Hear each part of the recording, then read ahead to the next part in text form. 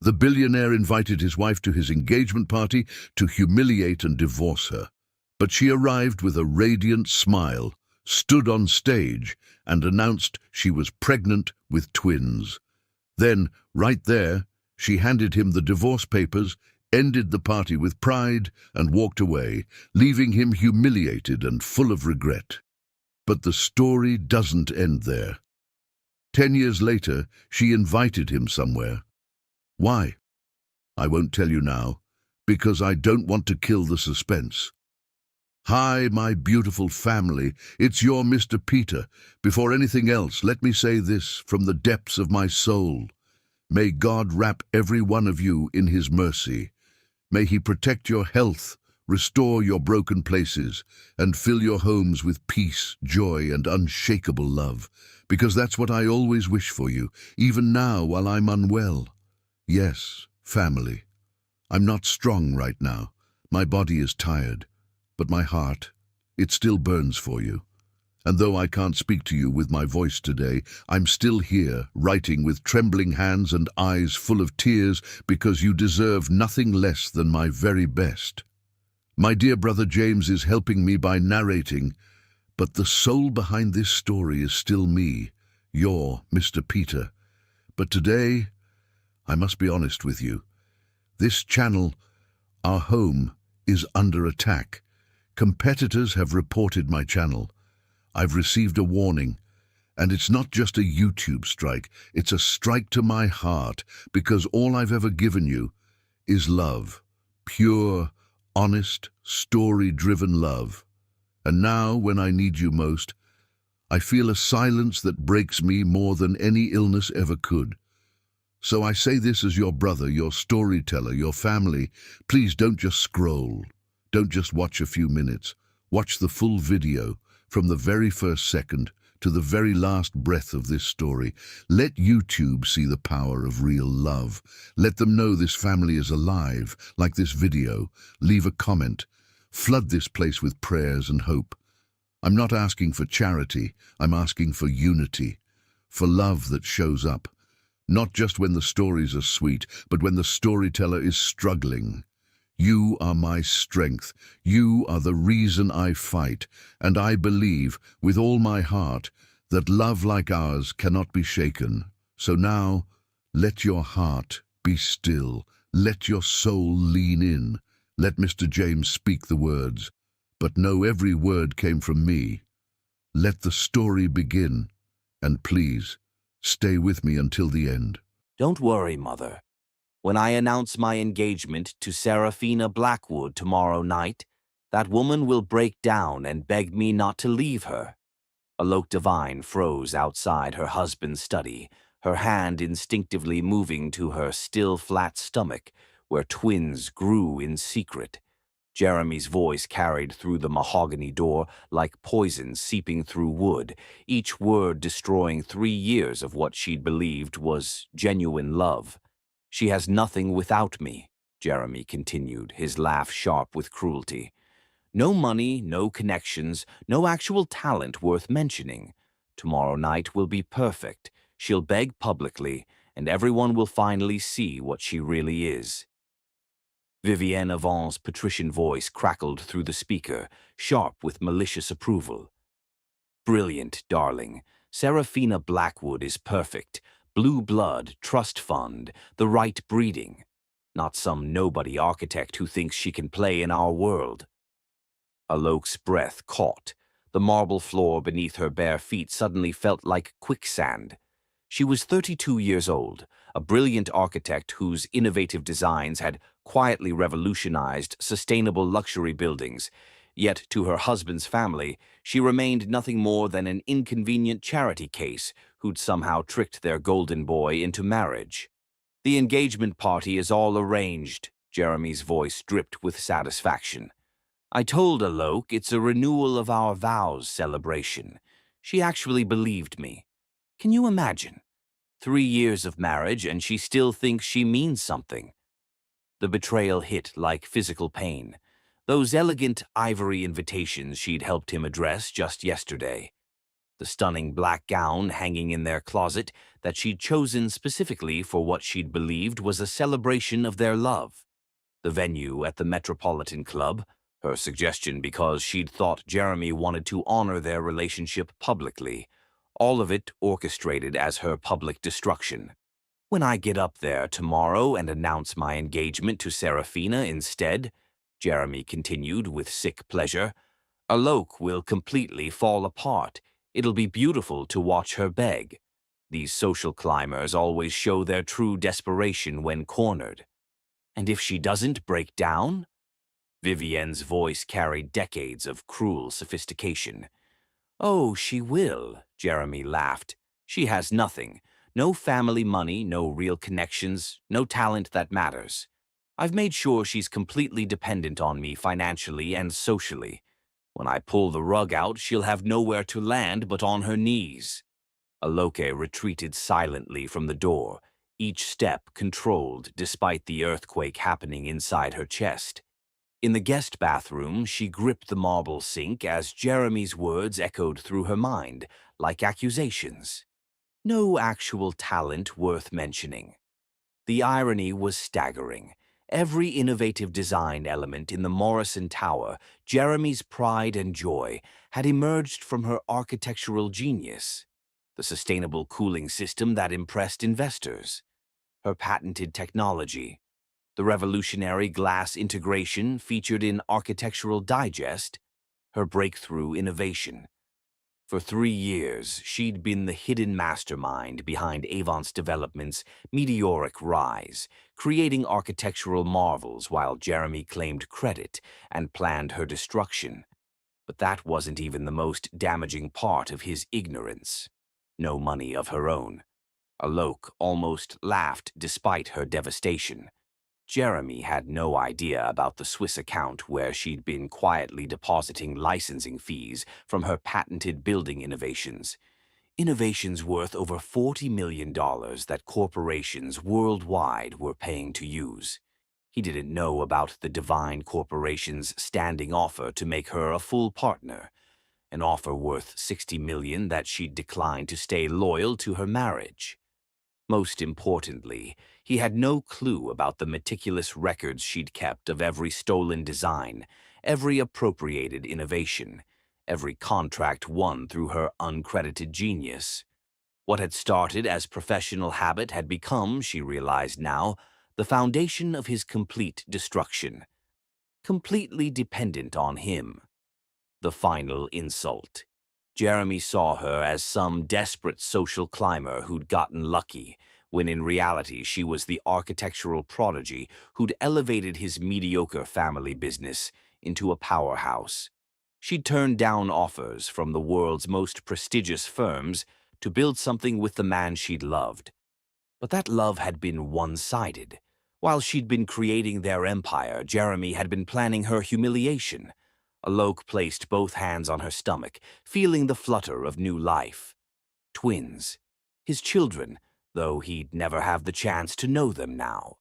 These babies would never know a father who saw their mother as disposable, who planned to break her spirit for sport. A cold clarity settled over her, sharp and crystalline as winter air. Jeremy thought tomorrow's engagement party would showcase her desperation and his power. He expected tears, pleading, collapse. He was about to discover just how wrong he could be.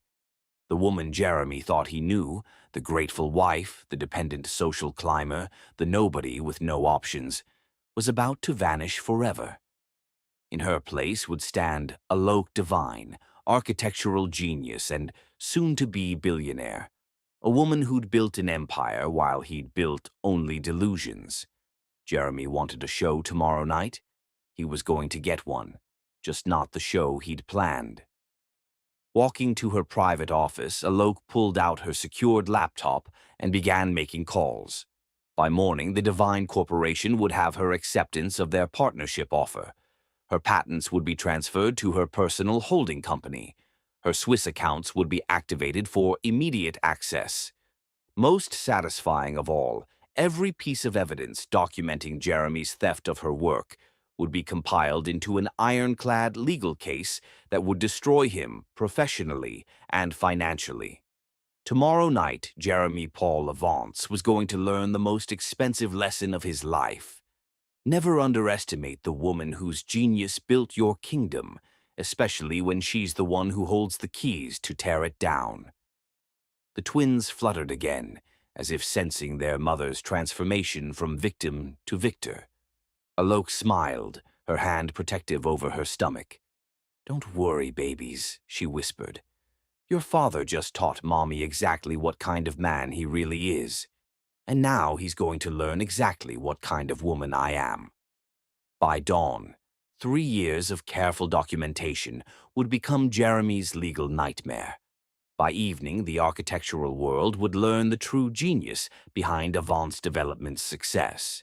And by tomorrow night, Jeremy Paul Avance would understand that some women don't break under pressure. They forge themselves into weapons that cut through lies and destroy the men foolish enough to underestimate them. The game was about to begin, and Alok held all the winning cards. Chapter 2. The plan backfires spectacularly.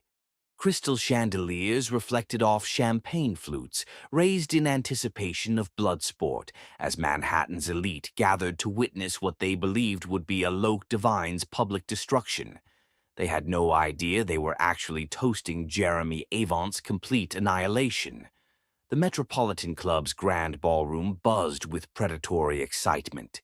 Society vultures perched on vintage chairs, their designer gowns and borrowed diamonds glittering under lights that would soon illuminate the most spectacular reversal of fortune the social elite had ever witnessed.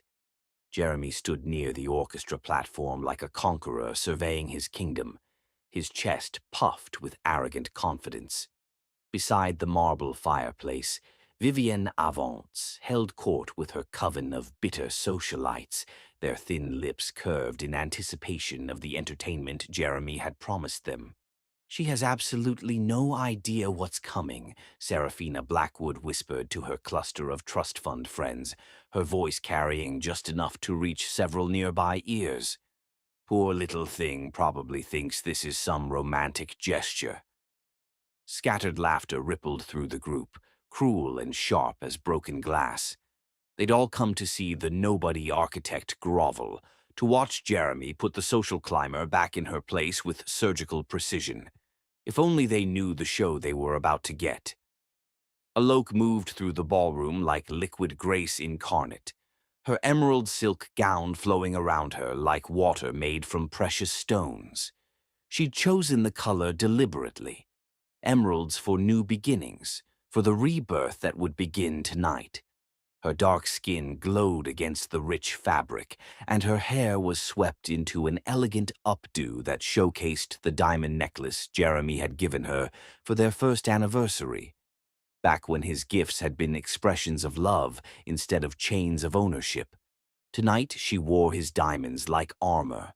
Every conversation paused as she passed. Every eye tracked her movement with the focused attention of predators watching wounded prey.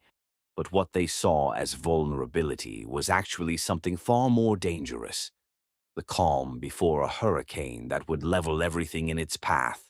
"Darling, you look absolutely radiant," cooed Margot Whitfield, wife of a pharmaceutical fortune and one of Vivienne's closest allies. "So excited for Jeremy's big announcement tonight." "Thank you, Margot," Aloki replied with a serene smile that never reached her eyes. "I'm quite looking forward to it myself. I think everyone will be very surprised." Something in her tone made Margot's predatory smile falter slightly, but before she could analyze the warning, Alok had already glided away toward the next cluster of social executioners.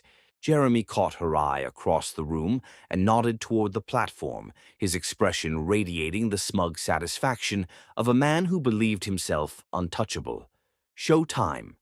His confidence was so complete, so absolutely certain of victory, that Alok almost felt sorry for him. Almost. The orchestra quieted on cue as Jeremy strode to the microphone with the commanding presence that had first caught Alok's attention in graduate school. He was undeniably handsome, tall, broad-shouldered, with classical features that belonged on Renaissance sculptures. It was that face, that charm, that natural authority that had made her believe she'd found her equal. How wrong she'd been. "Ladies and gentlemen," Jeremy's voice rang out with practiced authority, echoing off the club's vaulted ceilings. "Thank you for joining me tonight for what I promise will be an absolutely unforgettable celebration." A ripple of anticipatory tension moved through the crowd like electricity. Aloki positioned herself in clear view of everyone, her posture regal as a queen at her own coronation. Not a single person in that room suspected they were about to witness the complete inversion of power between predator and prey. 3 years ago, Jeremy continued, his eyes finding Alok's with what the crowd interpreted as tenderness, but she recognized as calculated cruelty. "I made choices that seemed right at the time. Tonight I'm here to correct those mistakes and embrace the future I truly deserve." Vivienne practically vibrated with malicious anticipation. Serafina stood straighter, preparing for her moment of triumph. The assembled vultures leaned forward collectively, their social radar pinging with the promise of spectacular destruction. "Therefore," Jeremy announced with theatrical flourish, his voice carrying to every corner of the ballroom, "I am thrilled to introduce you to my fiancée, the woman who will truly be worthy of the Avant's name, Miss Serafina Blackwood." The gasps were immediate and sharp, cutting through the air like blade strikes. Serafina glided forward in her ice-blue gown, her perfect blonde head held high as she joined Jeremy on the platform. Her smile was victorious, triumphant, the expression of someone who just won the greatest prize. The crowd's eyes darted frantically between the happy couple and Alok, waiting for the collapse, the tears, the desperate pleading that would provide their evening's blood sport. This was the moment they'd all come for. The spectacular breakdown of a woman who'd dared to reach above her station. Jeremy paused dramatically, his gaze locked on Aloke with predatory satisfaction that made her skin crawl. This was his moment of ultimate victory, when the woman who'd dared to think herself worthy of his name would crumble publicly and beg for another chance, like the desperate social climber he'd always believed her to be. But Aloke didn't crumble. She didn't gasp or stumble or reach for a chair to steady herself. She didn't show even a flicker of the devastation they'd all expected. Instead, something magnificent happened. Her spine straightened like a blade being drawn from its sheath. Her chin lifted with the natural bearing of someone born to command. And when she smiled, truly, radiantly, devastatingly smiled, the entire ballroom felt the shift in power, like a seismic event that rearranged the very foundation of reality. Aloki began walking forward through the stunned crowd, her emerald gown flowing behind her like liquid victory. Every step was measured, graceful, deadly. The vultures who'd come to feast on her destruction suddenly looked uncertain, their predatory instincts confused by prey that had somehow transformed into an apex predator. Jeremy's smug expression began to falter as Alok approached the platform with the confident stride of someone who owned not just the room, but everyone in it. This wasn't in the script. She was supposed to break down, collapse, beg, not approach like a conquering goddess ready to claim her throne. Without invitation or permission, Alok stepped onto the platform and moved to Jeremy's side. The action was so smooth, so naturally commanding, that he automatically stepped back, confusion beginning to cloud his features. The power dynamic had shifted so completely that the audience held its collective breath. She held out her hand for the microphone, and in his bewilderment, Jeremy gave it to her without thinking. The moment the device touched her fingers, everyone in the room understood that the evening had just taken a turn no one had anticipated. "Well," Aloke said, her voice carrying across the silent ballroom like silk wrapped around steel. "What absolutely perfect timing, Jeremy." The crowd was motionless, suspended between anticipation and growing dread. Serafina's perfect composure began to crack around the edges like expensive porcelain under pressure. Vivienne's predatory smile wavered as something cold and terrible began to dawn in her calculating mind. "Jeremy, darling," Aloke continued, her tone warm with an affection that somehow felt more dangerous than any display of anger could have been. "I have an announcement of my own, something I've been waiting for, just the right moment to share with everyone." Jeremy's confident facade cracked like expensive porcelain as the full implications crashed over him. Pregnant, twins, his children. The children he was publicly abandoning for another woman in front of Manhattan's most powerful people. This wasn't the plan. This wasn't how any of this was supposed to unfold. Where were the tears? Where was the desperate begging? Where was the broken woman he'd expected to destroy for his mother's entertainment? Alok turned to face the crowd, the microphone steady in her manicured hand, her smile radiant as sunshine and twice as devastating to everything it touched. "Ladies and gentlemen," she said, her voice growing stronger and more commanding with each word, "I'm absolutely delighted to inform you that I'm pregnant with twins. Jeremy's twins." The silence that followed was so complete, it seemed to suck the air from the room. Jeremy's mouth fell open in horror as the full implications crashed over him like a tsunami. Pregnant. Twins. His children. The children he was abandoning publicly, in front of Manhattan's most influential people, for another woman. But Alok wasn't finished. She was just getting started. "And since my dear husband has made his choice so beautifully, so publicly," she continued, her voice growing stronger and more devastating with each syllable, "I'll make mine the same way. Jeremy, I want a divorce. Tonight. Immediately."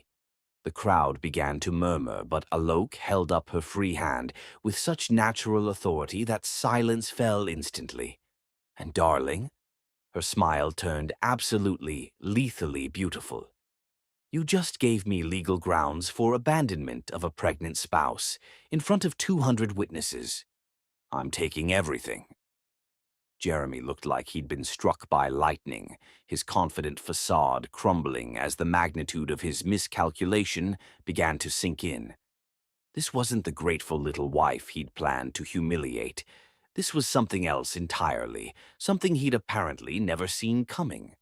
"You see," Alok continued, her voice carrying to every corner of the ballroom with the clarity of a bell-tolling judgment, "while Jeremy's been busy planning this charming little performance, I've been busy documenting 3 years of systematic intellectual property theft."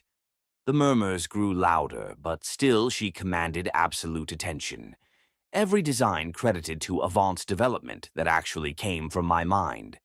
Every patent filed under his name for innovations I created.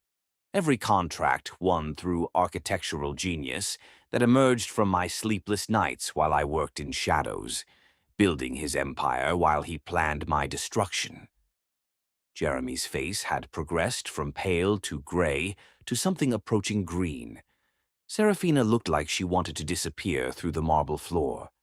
Vivienne's expression had shifted from anticipation to dawning horror as she began to understand the true scope of what was happening.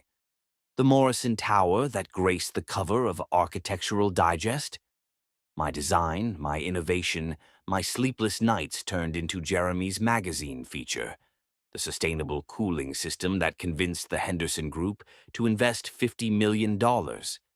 My patent, filed independently 6 months before Jeremy ever saw the blueprints. The revolutionary glass integration that won the Sterling Prize. My breakthrough, developed in secret while Jeremy networked at country clubs. Alok's voice never wavered, never lost its warmth, even as she systematically destroyed the man who'd tried to destroy her in front of the very audience he'd assembled to witness her humiliation. "So, Jeremy," she concluded, pulling off her wedding ring with theatrical slowness and placing it on the microphone stand like an offering to the gods of justice. Congratulations on your engagement to Serafina. I hope you'll both be very happy together." She paused, her smile turning so devastatingly beautiful that several people in the audience actually gasped. "You're going to need each other because after my lawyers finish presenting my evidence of intellectual property theft, a felony, by the way, you're going to have absolutely nothing else." She turned to face Jeremy directly, and for a moment that felt suspended in Amber, he saw something in her eyes that made his blood turn to ice water. Not anger, not hurt, not the devastation he'd planned to create. Complete, utter, victorious clarity. "Did you really think," she asked softly, the microphone catching every word and carrying them to the farthest corners of the ballroom, "that I would spend 3 years married to you without protecting myself? Did you honestly believe I was just some grateful little charity case who never saw this coming?" Jeremy tried to speak, but no words came. His empire, everything he'd been so proud of, everything that had made him feel superior to the wife he'd dismissed as worthless, was crumbling around him like sandcastles at high tide. "You called me a social climber," Alok continued, her voice growing stronger. "But darling, I was never climbing toward your world.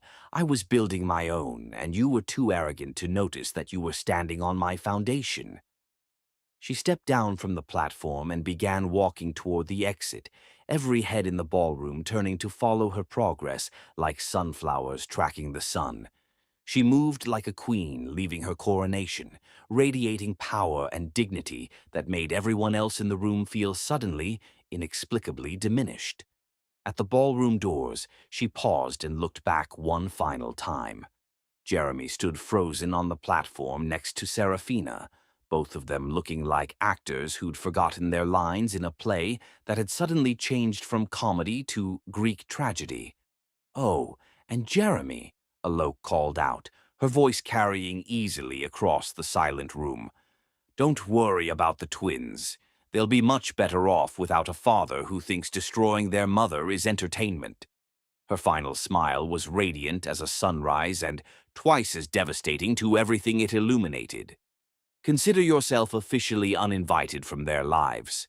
And with that, Alok Devine walked out of the Metropolitan Club ballroom, leaving behind 3 years of marriage, a room full of stunned socialites, and one man who'd just learned the catastrophic difference between breaking someone and revealing their true strength. Behind her, the silence stretched for several heartbeats before exploding into the most vicious, delighted gossip Manhattan society had witnessed in decades. But Aloke didn't hear any of it. She was already 3 steps ahead, moving toward a future where she would never again be underestimated by anyone. The war Jeremy had started was over before he'd realized it had begun, and he had lost everything. Chapter 3. The Legal Victory. Blood dripped steadily from Alok's fingertips onto the pristine white hospital sheets, each crimson drop a testament to how far Vivienne Avance was willing to go to destroy the woman who'd humiliated her son. 6 weeks had passed since the Metropolitan Club disaster, and the emergency room at Mount Sinai had become a battlefield where Aloke Devine fought for her twins' lives while simultaneously waging legal war against the family that had tried to break her. "Mrs. Avance," Dr. Rashida Patel's voice carried the weight of exhaustion as she reviewed the latest test results. "Your blood pressure is dangerously elevated, and the stress is affecting the babies. You need complete bed rest, which means no more depositions, no more legal meetings, and absolutely no contact with anyone from your husband's family." Aloke shifted carefully against her hospital pillows, her dark eyes blazing with determination despite her physical weakness. At 6 months pregnant, her body was betraying her at the worst possible moment, but her mind remained sharp as surgical steel. "Doctor." "Patel, you don't understand," Alok said, wincing as another contraction rippled through her abdomen. "They're trying to destroy 3 years of documented evidence. If I'm not there to defend my work, if you're not here to carry these babies to term, there won't be anyone to defend," the doctor interrupted firmly. Mrs. Avance, you've been hospitalized 3 times in 6 weeks. Your body is shutting down from stress. On the bedside table, Alok's phone buzzed incessantly with calls from reporters, lawyers, and architectural firms worldwide. News of the Metropolitan Club revelation had spread through professional circles like wildfire, and everyone wanted a piece of the story.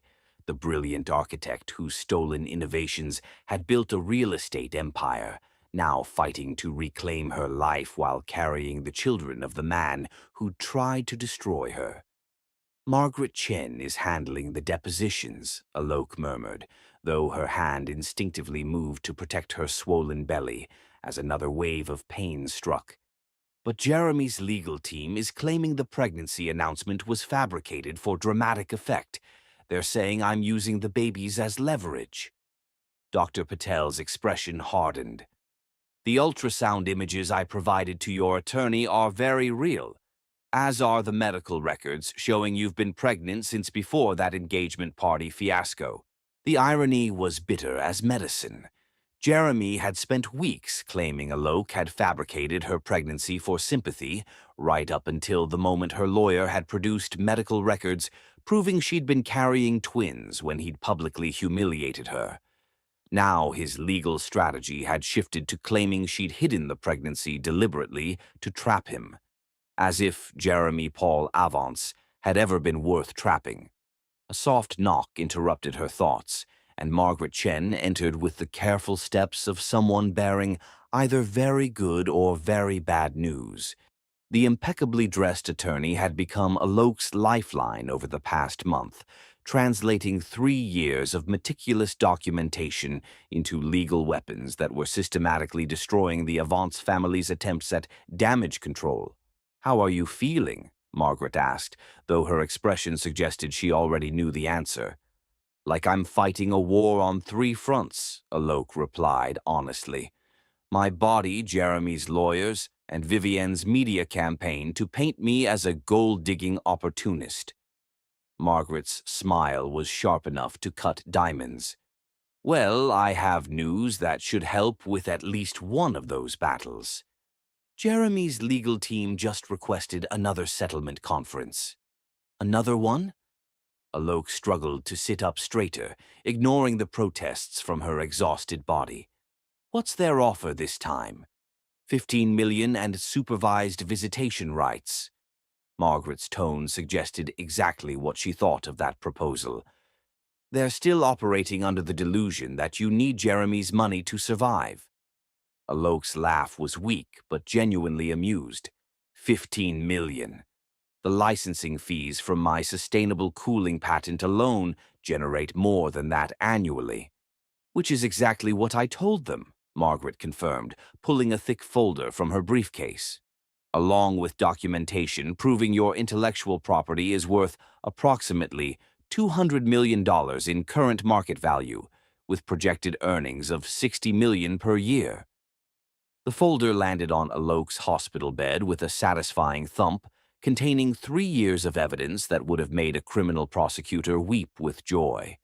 Every design sketch, every patent application, every email trail proving that Alok Devine's genius had built the Avance empire while Jeremy took credit and planned her destruction. The Morrison Tower alone is generating 12 million annually in licensing fees to international firms copying your innovative designs," Margaret continued. "Your glass integration system is being used in 43 buildings worldwide. The sustainable cooling technology has been adopted by 6 major architectural firms." "And Jeremy knew none of this?" Dr. Patel asked, fascination creeping into her professional demeanor. "Jeremy thought his wife was a talented decorator who occasionally helped with projects," Margaret replied with barely concealed disdain. "He had no idea she was the architectural genius behind his company's meteoric rise. While he was networking at country clubs, she was revolutionizing sustainable building design." Alok closed her eyes, remembering the countless nights she'd spent perfecting innovations that Jeremy would present as his own work. The thrill of creation, the satisfaction of solving impossible engineering problems, the joy of building something beautiful and functional. All of it overshadowed by the man who'd seen her contributions as a convenient resource to be exploited. "There's more," Margaret said, and something in her tone made Alok's eyes snap open. "Jeremy's business is collapsing without your innovations." The Henderson Group canceled their $50 million contract when they discovered Jeremy couldn't explain the technical specifications of the cooling system. 3 other major deals have fallen through because Jeremy can't reproduce the engineering brilliance that won him those contracts. "Good," Alok said without a trace of sympathy. "Let him try to build an empire with actual talent instead of stolen innovations."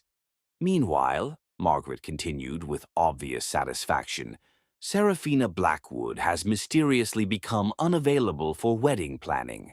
Apparently, a bankrupt fiancé with no prospects doesn't meet her standards for acceptable husbands."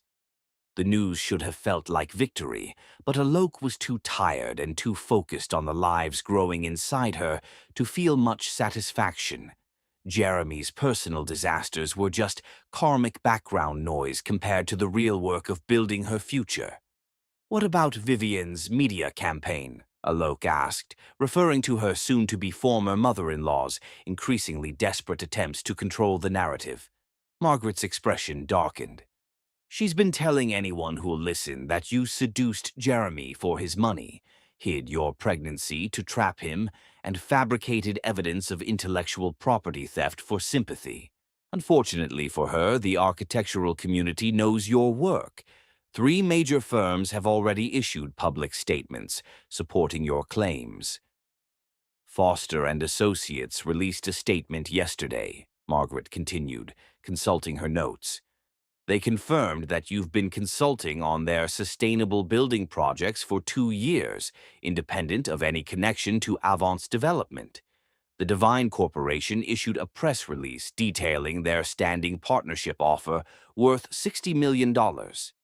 "They made it public?" Alok asked, surprised.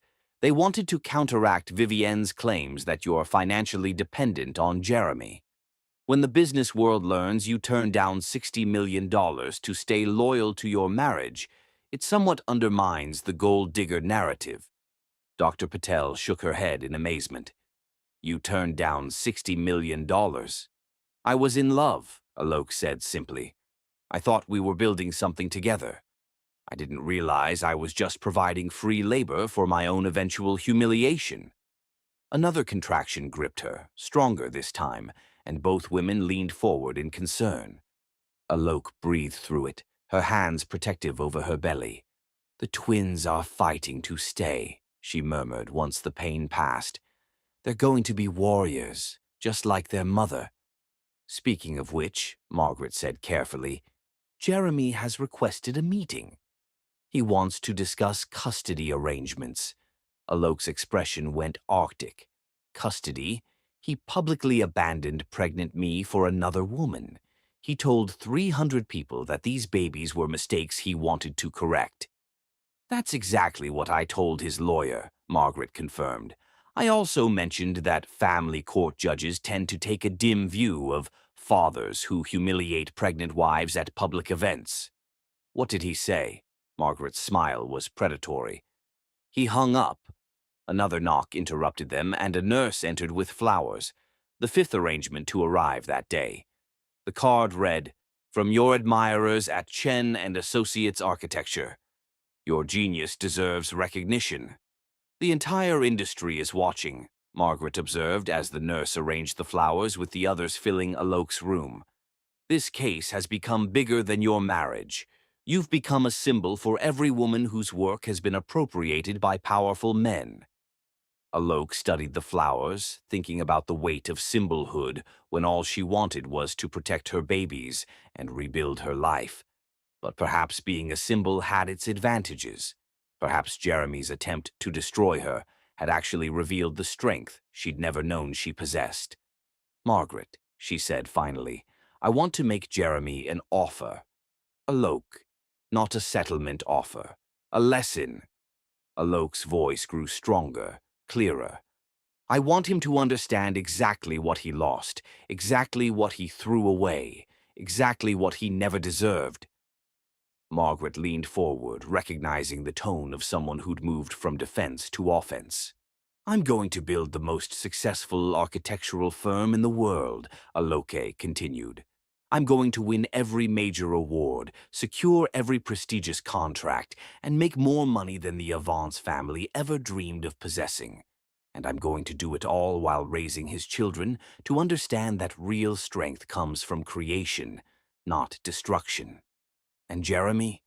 Alok's smile was serene as sunrise and twice as beautiful.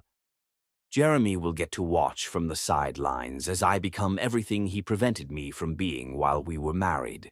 He'll see our children grow up proud of their mother's achievements and ashamed of their father's failures. She looked at Margaret with eyes that blazed with new purpose. How's that for a settlement offer? Margaret's answering smile was sharp enough to cut through 3 years of stolen credit and public humiliation. I think Jeremy Avance is about to learn that some women don't just survive their destroyers.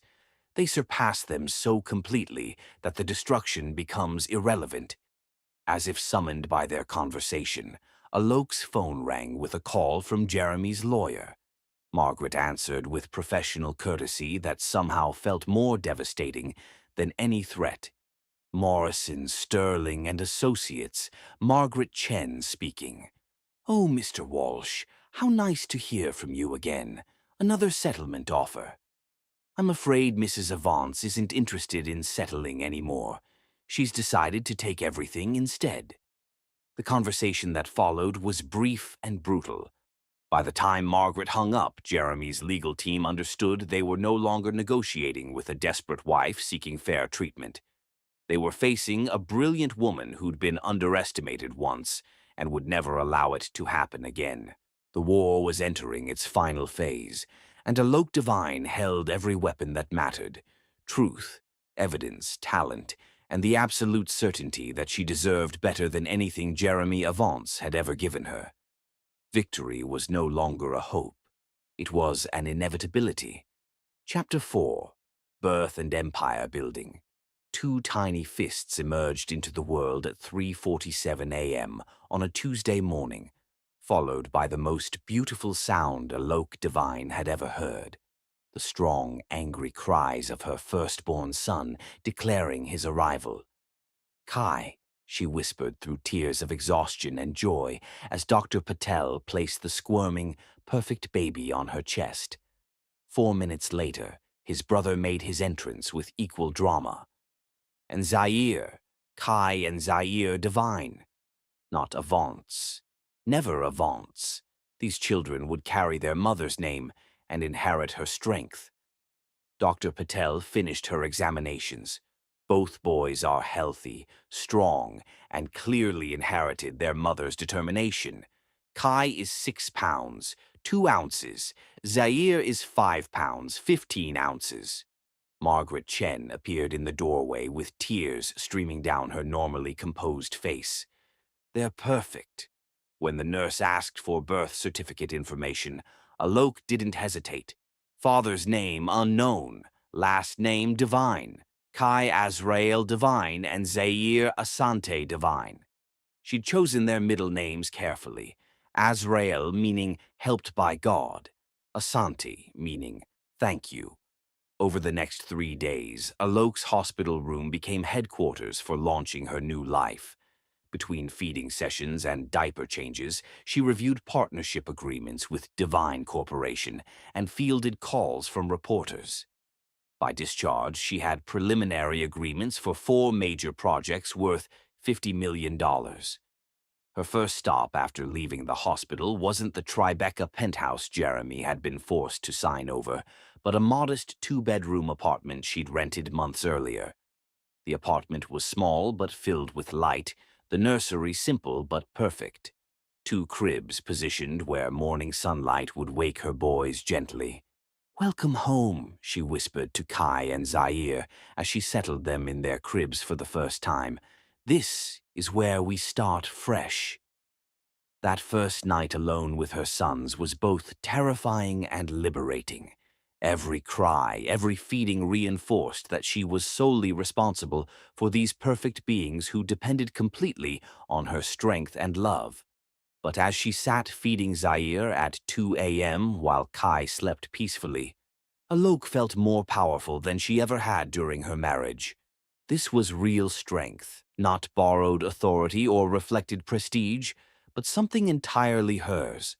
By the time her sons were 6 months old, Alok had officially joined Divine Corporation as a senior partner and begun preliminary work on what would become her signature project, a 40-story sustainable luxury tower that would redefine environmentally conscious architecture. She worked from home, sketching revolutionary building concepts while her babies napped, developing innovations that would make Jeremy's stolen concepts look primitive. The irony was delicious. Jeremy had tried to steal her genius, but in forcing her independence, he'd actually unleashed capabilities she'd never fully explored. Her home office became a creative laboratory where she pushed the boundaries of sustainable design. Solar integration so sophisticated it could power neighboring buildings. Water reclamation systems that turned luxury towers into environmental assets. Glass technologies that regulated temperature without traditional cooling. Every breakthrough felt like victory over the man who tried to reduce her to nothing. 18 months after the twins' birth, Margaret arrived for their weekly business meeting with news that made Alok laugh out loud for the first time since Jeremy's betrayal. "Jeremy filed for complete bankruptcy liquidation yesterday," she announced. "Total financial annihilation. The family estate is going to auction next month, including Vivienne's precious jewelry collection." Alok glanced up from her architectural drawings, where Kai and Zaire worked quietly on homework between their bouncy seats. "Everything? Every last asset, the penthouse you refused, the Hamptons house, the Colorado property, even the vintage car collection." Apparently, his professional collapse was more devastating than anyone realized. And Jeremy, living in a one-bedroom apartment in Queens, working as a junior architect at a firm that specializes in strip mall designs. The satisfaction was overwhelming. Jeremy, who'd believed himself so superior, had fallen so far that he was now designing the kind of mundane projects she'd been creating revolutionary alternatives to for years. "There's more," Margaret continued. "Vivienne had a stroke last month. Nothing life-threatening, but she's been moved to a care facility. Apparently, watching her son's complete destruction while her former daughter-in-law rises to international prominence was too much stress." Alok felt a moment of sympathy, but it passed quickly. Vivienne had orchestrated years of cruelty designed to break her spirit. Any word on whether Jeremy's tried to contact the twins? Nothing. His lawyer mentioned potential custody discussions once, but Jeremy never followed through. Alok glanced at her sons, imagining Jeremy trying to handle night feedings and diaper blowouts. The relentless needs of tiny humans who couldn't be impressed by charm or intimidated by authority. "He has no idea what he's missing," she said softly. "Their loss is entirely his gain," Margaret replied. "You're raising them without the toxicity he would have brought to their lives." That evening, as Alok worked on preliminary sketches while her sons played nearby, she realized Jeremy's betrayal had given her the greatest gift possible, complete freedom to become the woman she was meant to be. He'd tried to break her and instead had broken every limitation she'd placed on herself. He'd attempted to steal her genius and instead had forced her to claim it fully. He'd sought to destroy her future and instead had freed her to build an extraordinary life. As Kai babbled happily at his reflection and Zaire discovered his own feet with delighted squeals, Alok smiled at the beautiful irony of her situation. Jeremy Paul Avance had set out to prove she was nothing without him. Instead, he'd proven she was everything despite him. And that was the most perfect revenge of all. Chapter 5. The Rise. 5 years later. Architectural Digest had never featured a woman of color on their cover before Alok Devine, and they'd certainly never had a cover story that included two adorable 5.5-year-olds explaining their mother's revolutionary building designs with startling confidence. "Mommy makes buildings that breathe," Kai announced to the photographer, his dark eyes sparkling with intelligence. "She showed me how the glass moves air around so people don't need air conditioners." "And the water goes in circles forever," Zaire added enthusiastically, gesturing toward the scale model of their mother's latest masterpiece, a 50-story tower in Singapore that would be completely energy neutral. "Boys," Alok laughed from across the conference room of Divine Corporation's Manhattan headquarters, "let the photographer work." 5 years had transformed Alok from a woman hiding her genius behind her husband's name into one of the most respected architects in sustainable design. Divine Corporation had grown from a startup partnership into a mid-sized firm with offices on 3 continents. Her innovations in sustainable building had become industry standard among environmentally conscious developers.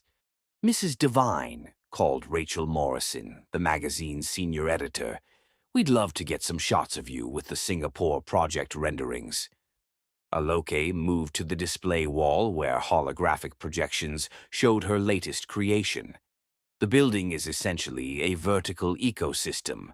Traditional architecture imposes on the environment. My designs participate in it."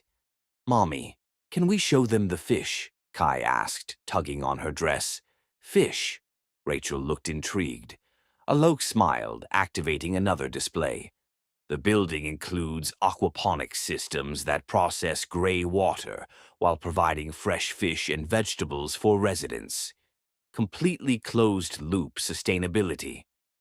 "How does it feel?" asked James Chen from International Architecture Today, "to know that your innovations are being implemented in over 200 buildings worldwide?"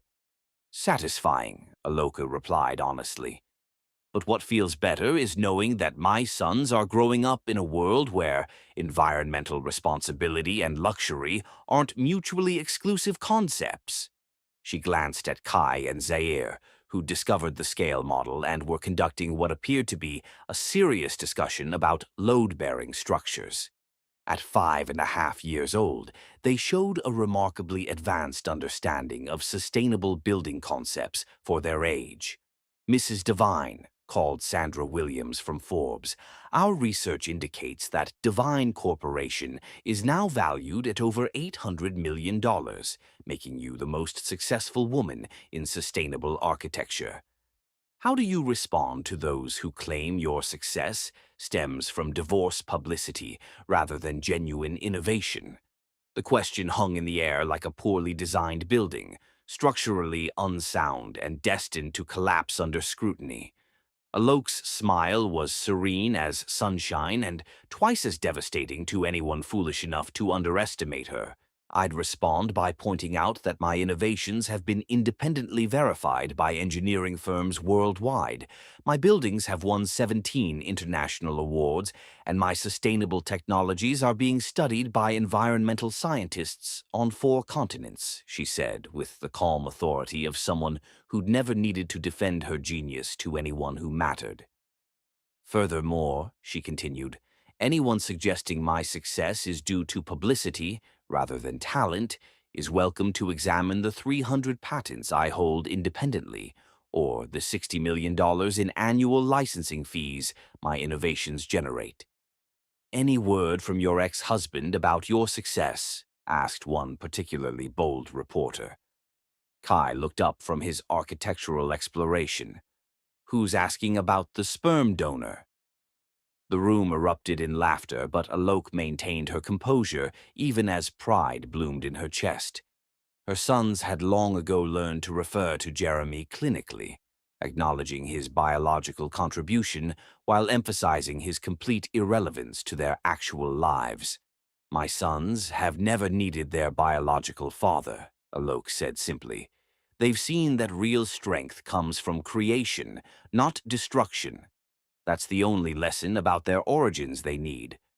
Do you ever wonder what might have happened if your marriage had worked out differently? Sandra pressed.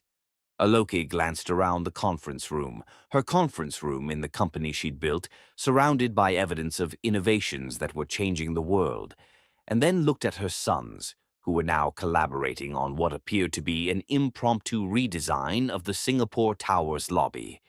No, she said with absolute certainty. Some people are meant to lift others up.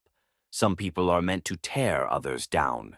I'm grateful I discovered which category my ex-husband belonged to before I wasted any more time trying to build something beautiful with someone who only knew how to destroy. Besides, she added with a smile that could have powered the Singapore Tower for a week, why would I wonder about a limitation when I'm living unlimited? Margaret Chen, who'd been quietly observing from the back of the room, caught Alok's eye and nodded toward her watch. The interview was running over, and Aloke had a video call with clients in Tokyo in 20 minutes. Last question, Rachel announced, sensing the session was ending. Mrs. Devine, called out a young reporter from Architectural Weekly, what would you say to young women who feel their talents aren't being recognized or valued? Alok looked directly into the camera, knowing her answer would be quoted in articles worldwide. I'd say that your genius doesn't need anyone else's permission to exist.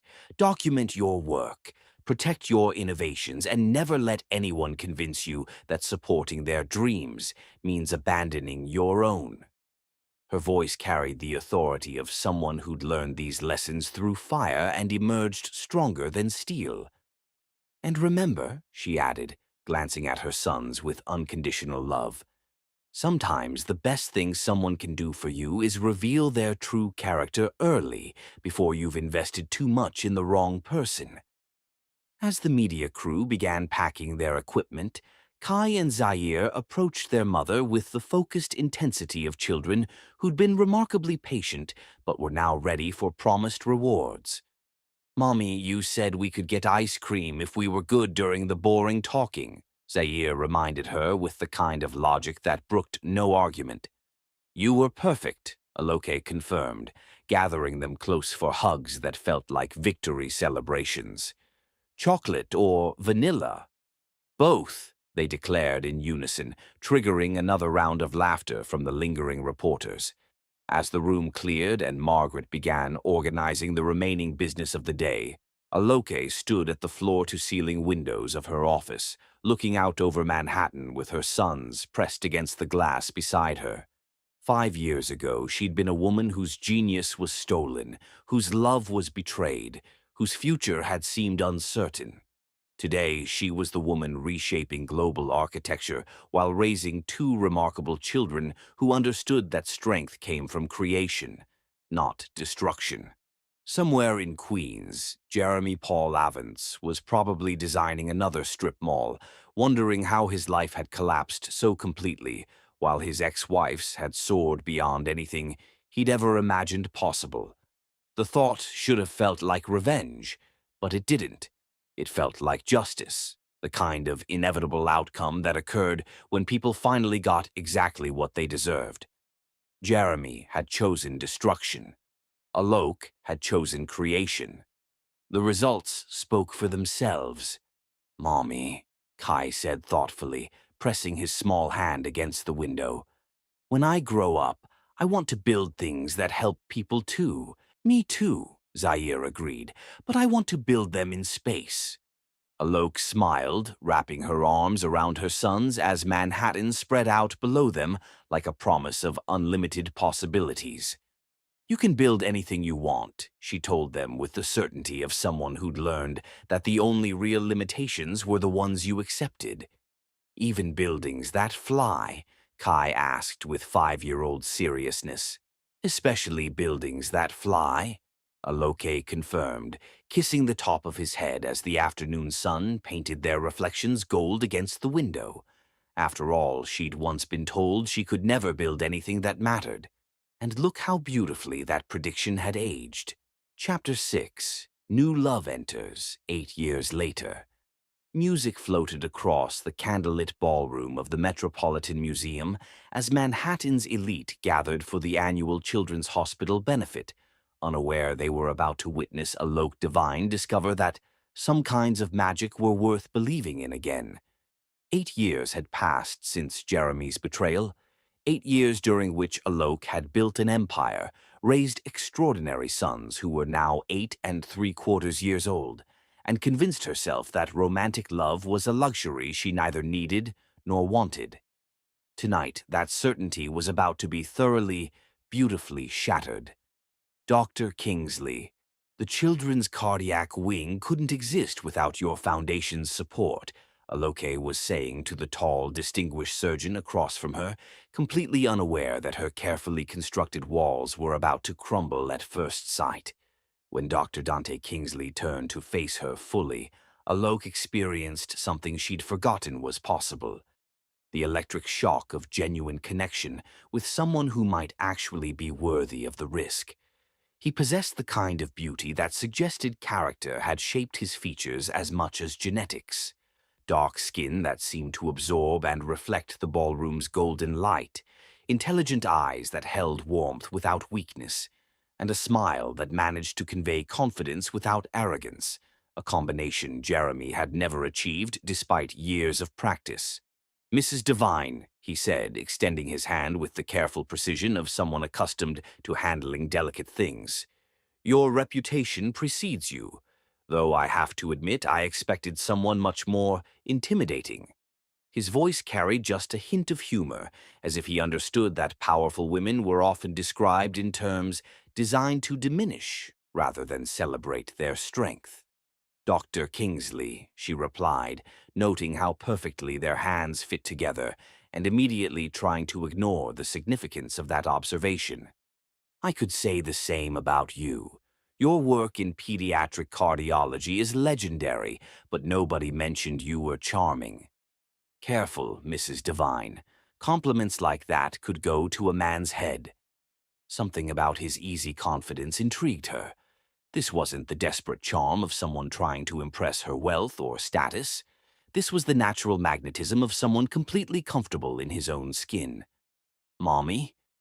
8-year-old Kai appeared at her elbow with the timing that suggested children possessed supernatural abilities to interrupt interesting adult conversations.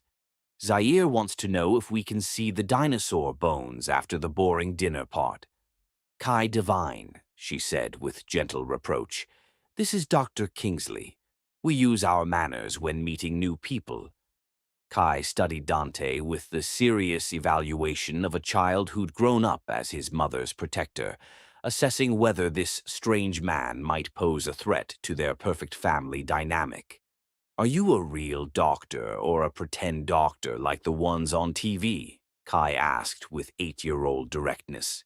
Dante crouched down to Kai's eye level, a gesture that immediately earned Aloke's attention.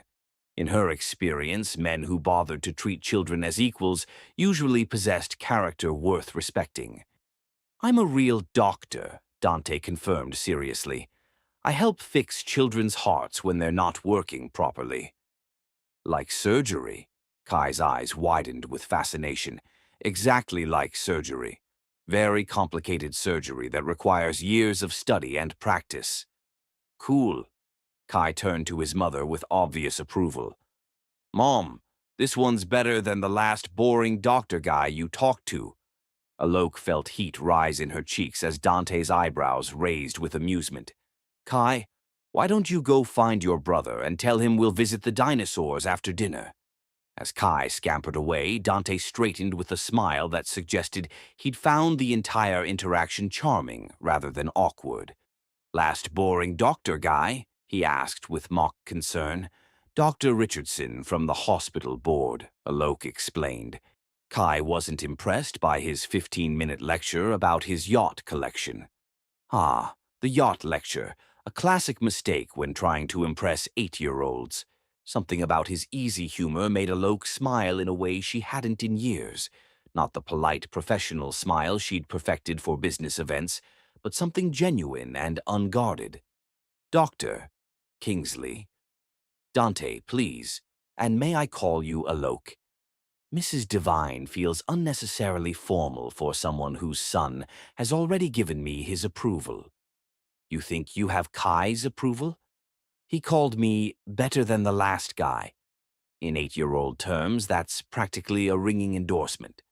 Before Aloke could respond, Zaire appeared with the kind of perfect timing that suggested her sons had been coordinating their interruptions. "Mom, are you going to marry the doctor?" he asked with the devastating directness that made dinner party conversations impossibly complicated. "Zaire Divine," Alok gasped, mortification flooding through her as Dante's laugh rang out across the ballroom. "That's quite a question, young man," Dante said, crouching down to Zaire's level with the same respectful attention he'd shown Kai. "But I think I should at least ask your mother to dance before we start planning weddings." "Do you know how to dance?" Zaire asked skeptically. "Because Mom is really good and she says most men dance like robots having seizures." "Zaire." But Aloke was fighting laughter despite her embarrassment. "I've been known to move around a dance floor without causing injuries," Dante assured Zaire solemnly. "Though I can't promise I'm as good as your mother." "You should try," Zaire decided with 8-year-old authority. "Mom never dances with anyone because she says they're all boring or trying to impress her money instead of her." Dante's eyes found Aloke's over Zaire's head, and something in his expression made her breath catch. He wasn't looking at her like she was a conquest or a business opportunity. He was looking at her like she was a woman worth knowing, worth pursuing, worth the effort of real courtship. "Well then," he said, rising and extending his hand toward Alok with old-fashioned gallantry, "perhaps you'd allow me the honor of proving I'm neither boring nor interested in impressing anyone but you." The orchestra was playing something soft and romantic, couples swaying across the marble floor under chandeliers that cast everything in golden light. Aloka hesitated, aware that accepting would signal something. To him, to her sons, to herself. "Go on, Mom," Kai encouraged from somewhere behind her. "He seems nice, and he's definitely better looking than the yacht guy." "Kai." But she was laughing now, the careful control she maintained at these events dissolving under her son's enthusiastic matchmaking and Dante's patient, hopeful expression. "One dance," she conceded, placing her hand in his. The moment they stepped onto the dance floor, Alok understood why she'd been avoiding this kind of connection for 8 years. Dante moved with the confident grace of someone who'd learned to dance properly, not just shuffle around looking uncomfortable. His hand settled at her waist with perfect pressure, confident without being presumptuous, leading without being controlling. "Your sons are remarkable," he said as they found their rhythm together. "They're also completely lacking in filter," Alok replied, hyper-aware of how perfectly they fit together, how natural this felt despite being the first time she'd danced with anyone since Jeremy. "I like that about them. Too many children their age have learned to say what adults want to hear instead of what they actually think. You spend a lot of time with children." Occupational hazard of pediatric surgery. "I've learned that kids are usually the most honest people in any room." Something about his easy affection for children made Aloke's carefully maintained skepticism begin to crack. Men who genuinely enjoyed her son's company were rarer than architectural innovations and infinitely more valuable.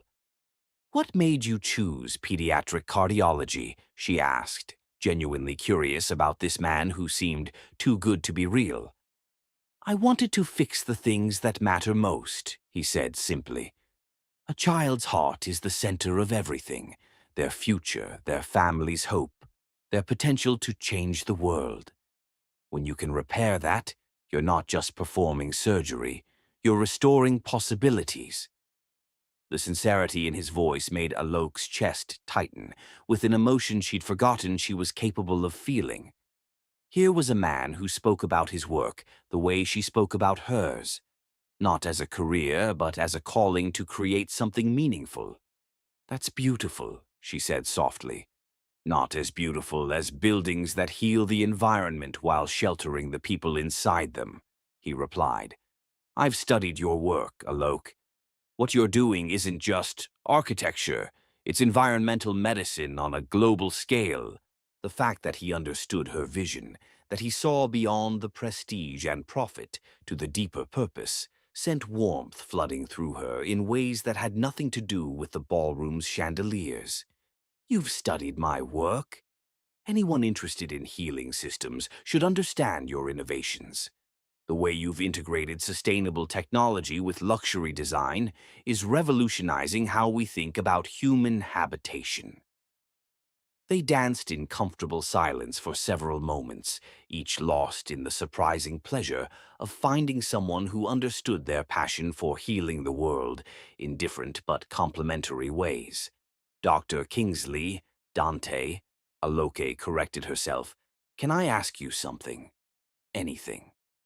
Why aren't you married? The question escaped before she could censor it, and she immediately felt heat flood her cheeks. I'm sorry, that was honest, he finished with a smile. I appreciate honesty. The truth is, I've been waiting for someone worth the complication. Complication? Love, he said simply. Real love is always complicated. It requires vulnerability, compromise, the willingness to build something together instead of just coexisting. I've met plenty of women who wanted the status of dating a successful surgeon, but very few who were interested in the actual person. His words resonated with painful accuracy. How many men had pursued her as a trophy? The brilliant architect, the successful businesswoman, the wealthy divorcee, without any interest in who she actually was beneath the accomplishments. And you think I might be different? She asked carefully.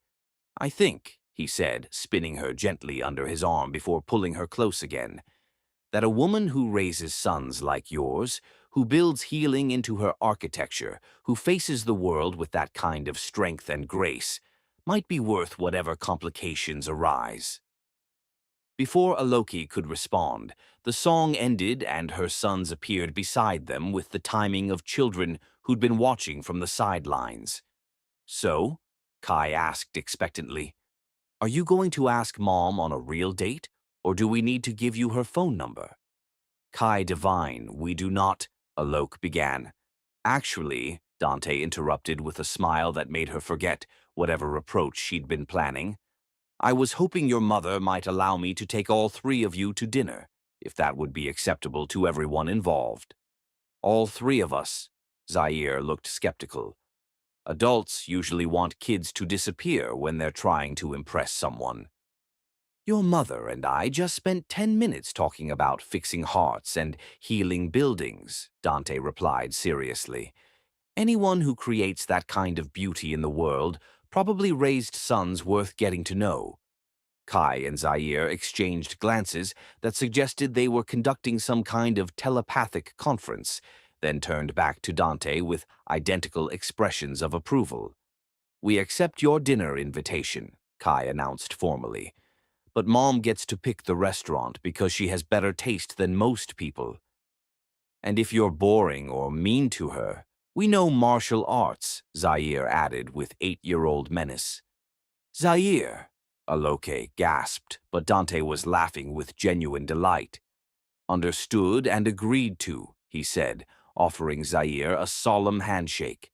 No boring conversation, no meanness, and I'll defer to your mother's superior restaurant taste. As they walked back toward their table, Alok felt something she hadn't experienced since before Jeremy's betrayal. Hope. Not the careful optimism she applied to business ventures or architectural projects, but the dangerous, beautiful hope that came with meeting someone who might actually be worth the risk of believing in love again. Next Saturday? Dante asked as they reached her table. Next Saturday, she confirmed, then surprised herself by adding, and Dante, thank you for understanding that my sons and I are a package deal. Alok, he said with a smile that made her feel like the most beautiful woman in the room. I wouldn't want it any other way. As he walked away, Kai tugged on her evening gown with obvious satisfaction. Mom, I think we found you a good one. Yeah, Zaire agreed, sliding into his chair beside her. He's way better than the sperm donor. For the first time in 8 years, Alok found herself agreeing that maybe, just maybe, there were some risks worth taking after all. Chapter 7. The New Family, 10 years later. 10 and 3/4-year-old hands trembled slightly as Kai Devine carefully positioned the velvet ring box on the coffee table, while across the room his brother Zaire practiced his speech for the third time that evening. Are you sure we're doing this right? Kai whispered, his voice carrying the weight of someone who understood this moment would change everything. What if Mom says no? She won't say no, Zaire replied, with the confidence of a child who'd spent 2 years watching his mother fall in love with the best man they'd ever known. Look how happy she is with Dante, and he's been more of a dad to us than the sperm donor ever was. 2 years had passed since that first dinner date had blossomed into something beautiful and permanent. 2 years of Dante showing up for school plays and soccer games, helping with homework and bedtime stories, treating Kai and Zaire not as obstacles to overcome, but as treasures to be protected and guided. 2 years of watching their mother transform from a woman who'd built walls around her heart into someone who laughed freely, loved openly, and had found partnership instead of just companionship. Tonight, everything would become official. He's here, Kai announced, peering through the blinds of their Upper East Side apartment. A warm, loving home that bore no resemblance to the cold marble perfection Alok had once shared with Jeremy. This space was filled with family photos, children's artwork, medical journals mixed with architectural drawings, and the comfortable chaos of a life built on love rather than status. Dante Kingsley entered with the quiet confidence that had made him one of the most respected pediatric surgeons in the country. But tonight his usual composure was tinged with nervous excitement. In his hands he carried a bouquet of white roses, Alok's favorites, and in his pocket a ring he'd spent months designing to capture the strength and beauty of the woman who'd taught him that love was worth any risk. Gentlemen, he said formally, setting the flowers on the counter and turning to face the boys with the seriousness this moment deserved. Are you ready? We've been ready for months, Zaire replied, producing a small wrapped package. This is for you. From both of us. Dante accepted the gift with curiosity, carefully unwrapping what appeared to be a handmade photo album.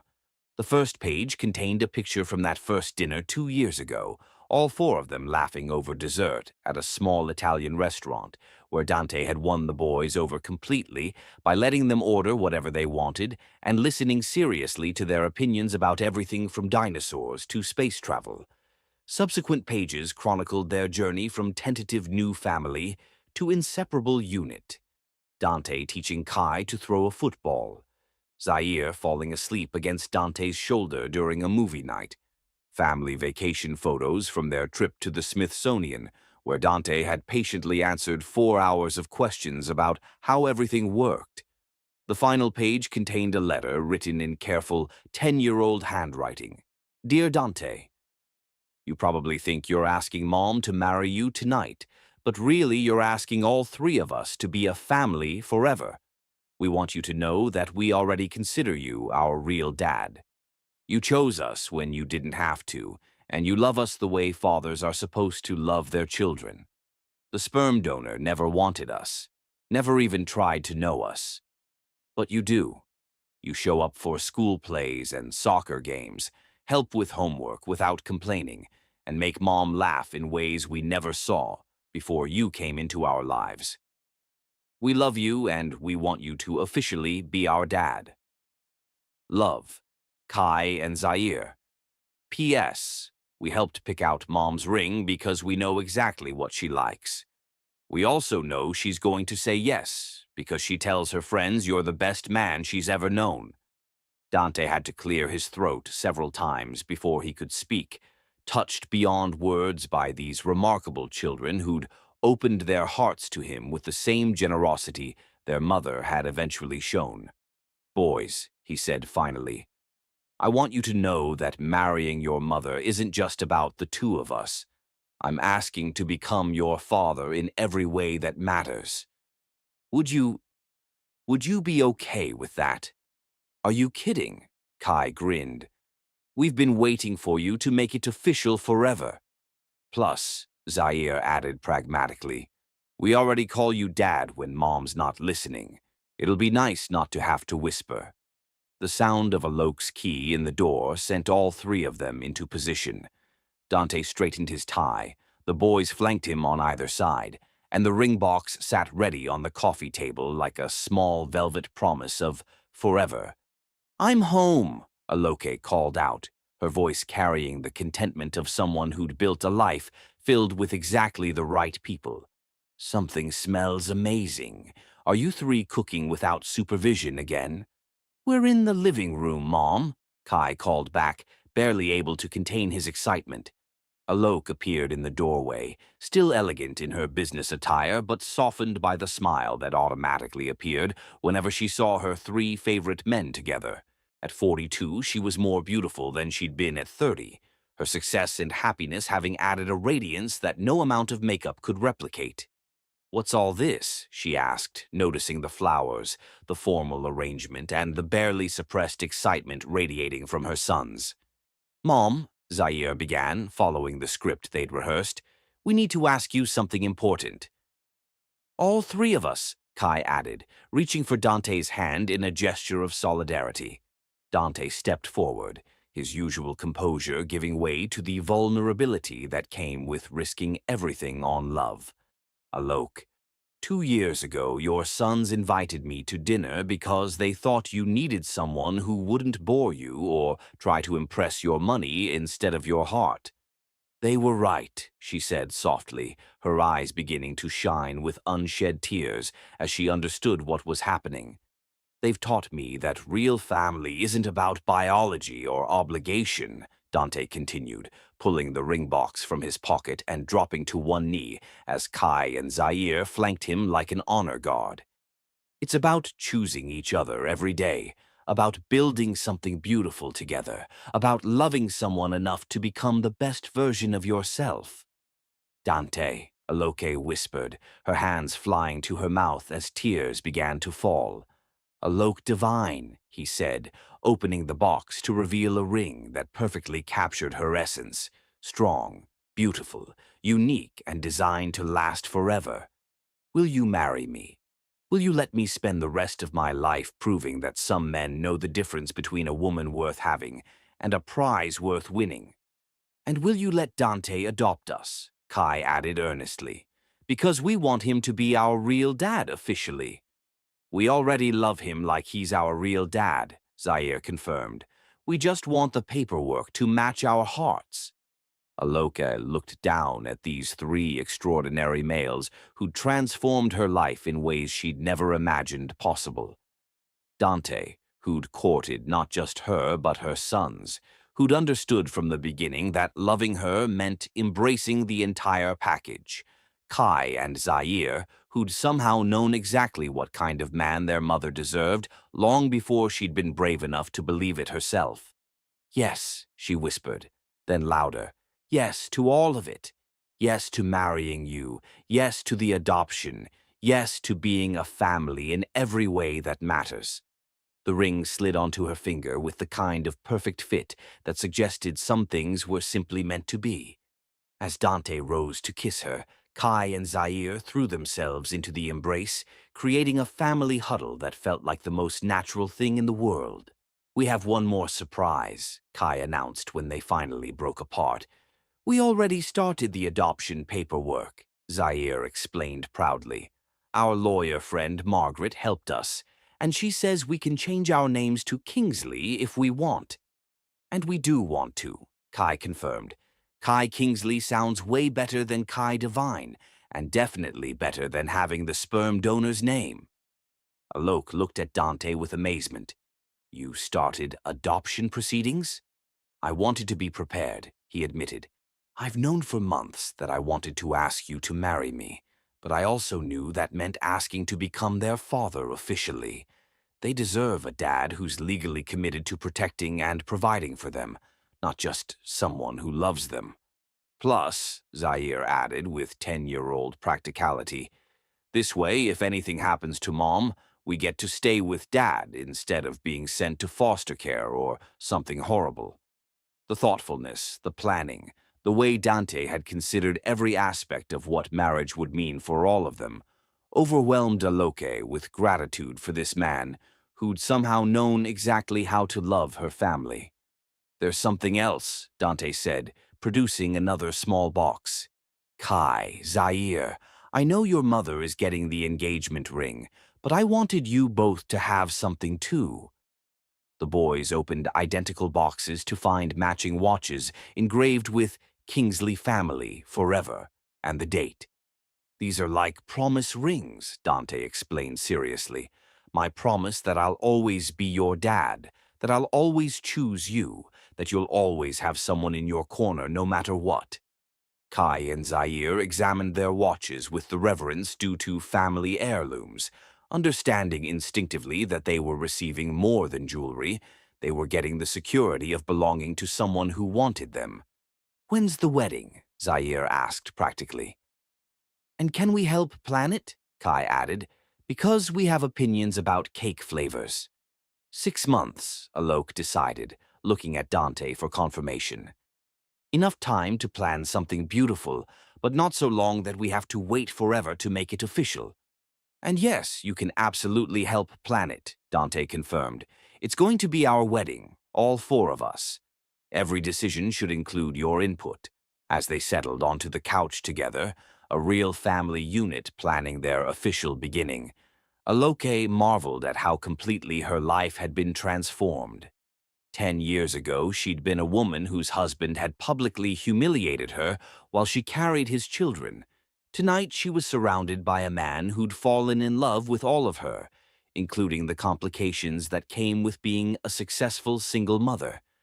I love you, she whispered to Dante as the boys debated wedding cake flavors with the seriousness of professional food critics. I love all of you, he replied, encompassing the entire family with his gaze, more than I ever thought possible. Somewhere across town, Jeremy Paul Avance was probably spending another evening alone in his modest apartment, wondering how his life had become so small while his ex-wife's had become so magnificently large. But Alok didn't spare a thought for the man who'd lost everything because he'd never understood what truly mattered. She was too busy planning a future with people who'd chosen to love her exactly as she was, successful, complicated, fierce, and worth every effort required to win her heart. The Kingsley family was about to become official, and it was going to be everything Jeremy had never been capable of providing. Real, lasting, and built on the kind of love that chose commitment over convenience. Some fairy tales began with Once Upon a Time. The best ones began with Will You Marry Us? Chapter 8. The Ultimate Success. $500 million looked different than Aloka had imagined, displayed not as cash or gold, but as a Forbes magazine cover featuring her serene smile beneath the headline, Architecture's Most Influential Woman, How Alok Kingsley Built an Empire That Heals the World. The magazine lay open on the conference table of the Kingsley Foundation's Manhattan headquarters, where Alok and Dante were reviewing plans for their latest project, a network of sustainable hospitals in underserved communities. Mrs. Kingsley, said Dr. Sarah Martinez, their foundation's medical director, the Guatemala facility is already showing remarkable results. The solar grid you designed is providing power to the entire village, and the water reclamation system is supporting agriculture for a 5-mile radius. 12-year-old Kai looked up from his homework, spread across another section of the enormous conference table. Mom, explain again how buildings can help grow food. The hospital processes all its gray water through a biological filtration system, Alok explained patiently. The clean water that comes out is perfect for irrigation, so the community can grow crops year-round instead of depending on unreliable rainfall. That's so cool, Zaire added, not looking up from the 3D modeling software he was exploring on his tablet. It's like the building is alive and helping everything around it get better. Dante smiled at his sons, officially his sons now, thanks to adoption papers that had made their family legally permanent 6 months ago. Your mother doesn't just design buildings, she designs solutions. The pride in his voice made Alok's heart flutter the same way it had when they'd first danced at the Met, benefit 4 years ago. Marriage to Dante had proven that real partnership was possible when both people chose to elevate each other rather than compete. Speaking of solutions, Margaret Chen announced as she entered with her usual efficiency, the Environmental Architecture Council wants to present you with their Lifetime Achievement Award at 44. They're calling you the most influential architect of the century. The century just started, Alok protested, though she couldn't help smiling. Exactly their point, Margaret replied. Your sustainable innovations are being used in over 2,000 buildings worldwide. The licensing fees alone generate 68 million annually. Plus the foundation work, Dante added. The Kingsley Medical Foundation has built 37 sustainable hospitals and provides free cardiac surgery for children worldwide. Alok studied the reports, marveling at what they'd built together. Her architectural genius, combined with Dante's medical expertise, had created something neither could have achieved alone. Mom, Kai said thoughtfully, remember when you used to hide your work so the sperm donor could take credit? Kai Kingsley, we don't talk about, Aloke began automatically. I know, he interrupted with 12-year-old exasperation. But I was just thinking how stupid he was. If he'd been nice to you, he could have been part of all this cool stuff instead of living in that tiny apartment and designing strip malls. The observation was startlingly mature for a 12-year-old, but Kai and Zaire had grown up watching their mother build an empire while their father supported, rather than sabotaged, her dreams. Your biological father made choices, Dante said carefully, but those choices freed your mother to become who she was always meant to be. And they freed us to have a real dad instead of someone who didn't want us, Zaire added matter-of-factly. So really, his stupid choices worked out perfectly for everyone. Margaret laughed. Your sons have excellent perspective on family dynamics. They've had good teachers, Alok replied, squeezing Dante's hand under the table. Mrs. Kingsley, called Rebecca Torres, the Foundation's communications director, as she entered with a tablet displaying news feeds. There's been a development in the Jeremy Avance situation. The room went quiet. Despite his complete irrelevance to their lives, Jeremy's continued existence occasionally intersected with their story. Avance Development filed for final bankruptcy liquidation this morning, Rebecca continued. All assets are being sold to pay creditors. There's also news that Jeremy was arrested last week for professional misconduct on a municipal building project in Newark. Alok felt something that wasn't quite sympathy, but wasn't satisfaction either. Jeremy's complete professional destruction had been inevitable, but hearing about his arrest still felt surreal. What kind of charges? Margaret asked. Professional fraud and endangering public safety. He falsified engineering credentials and signed off on structural plans for a municipal building that failed inspection. The building had to be evacuated and demolished at taxpayer expense. So he's definitely going to prison, Kai asked. Likely 2 to 3 years in federal prison, plus permanent loss of his professional license and substantial financial penalties, Rebecca confirmed. The prosecutor is treating it as a serious case of professional fraud that endangered public safety.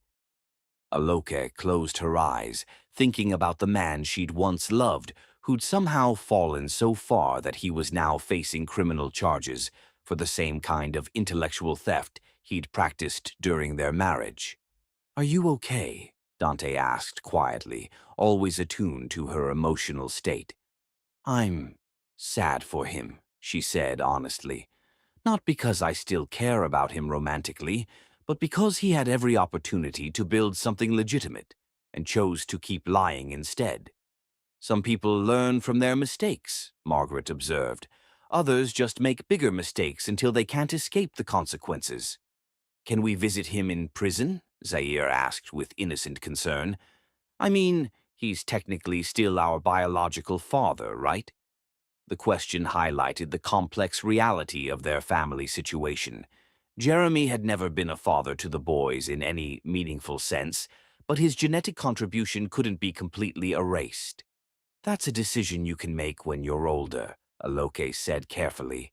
Right now, your father is sitting right here, and he's the person who's earned the right to that title. Dante's hand squeezed hers gratefully. Besides, Kai added pragmatically, we're too busy helping Mom and Dad build hospitals to visit people who make bad choices. As the conversation shifted back to their foundation work, Alok marveled at how completely her life had been transformed.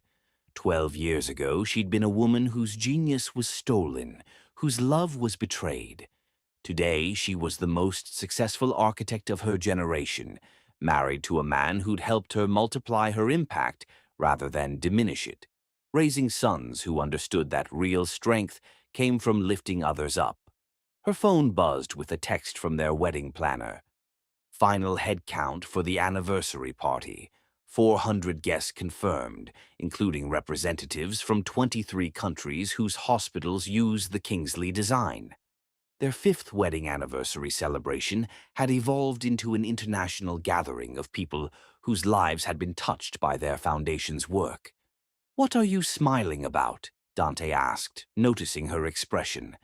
"Just thinking about how many people will be at our anniversary party, because you married someone whose buildings heal the world instead of just impressing rich people." "I married someone whose buildings reflect her character," he corrected. "The healing was already in your heart. The architecture just made it visible." Kai made gagging sounds at their romantic exchange, but Zaire looked thoughtful. "Dad, do you think the sperm donor knows how famous Mom is now?" Dante considered the question seriously. "I think your biological father is probably very aware of what he lost, but that's his burden to carry, not ours to worry about." "Good," Zaire decided, "because we have important work to do." As the meeting continued, Alok reflected on the beautiful irony of her situation. Jeremy had tried to destroy her to prove she was nothing without him. Instead, he'd freed her to become everything despite him. The revenge she'd once planned had become irrelevant compared to the success she'd built with people who actually deserved her. Jeremy's punishment wasn't her anger. It was simply having to live with the knowledge of what he'd thrown away while watching her flourish beyond anything he'd ever imagined possible. Sometimes the best revenge was just living beautifully with people who knew your worth.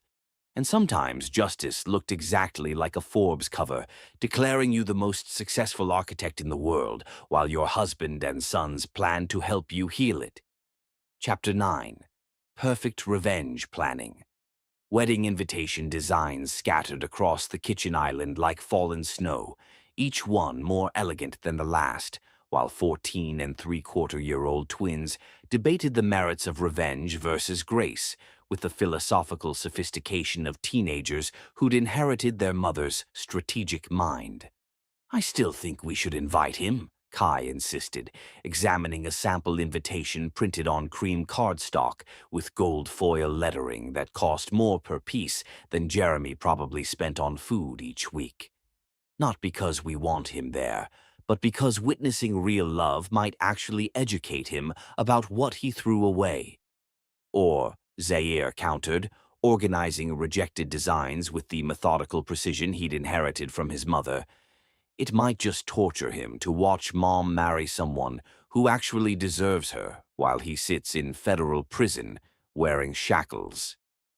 Alok looked up from her laptop where she'd been reviewing final details for what the media had dubbed the wedding of the century, Her marriage to Dante in 6 weeks at the Metropolitan Museum, the same venue where they'd first met 7 years ago when the twins were 8 years old. "Boys," she said with gentle reproach, "we're not planning this wedding to torture anyone. We're celebrating the beginning of our official family." "But Mom," Kai persisted with 14-year-old logic, "wouldn't it be the perfect ending to the story? Him seeing how wrong he was about everything?" The suggestion wasn't entirely without merit.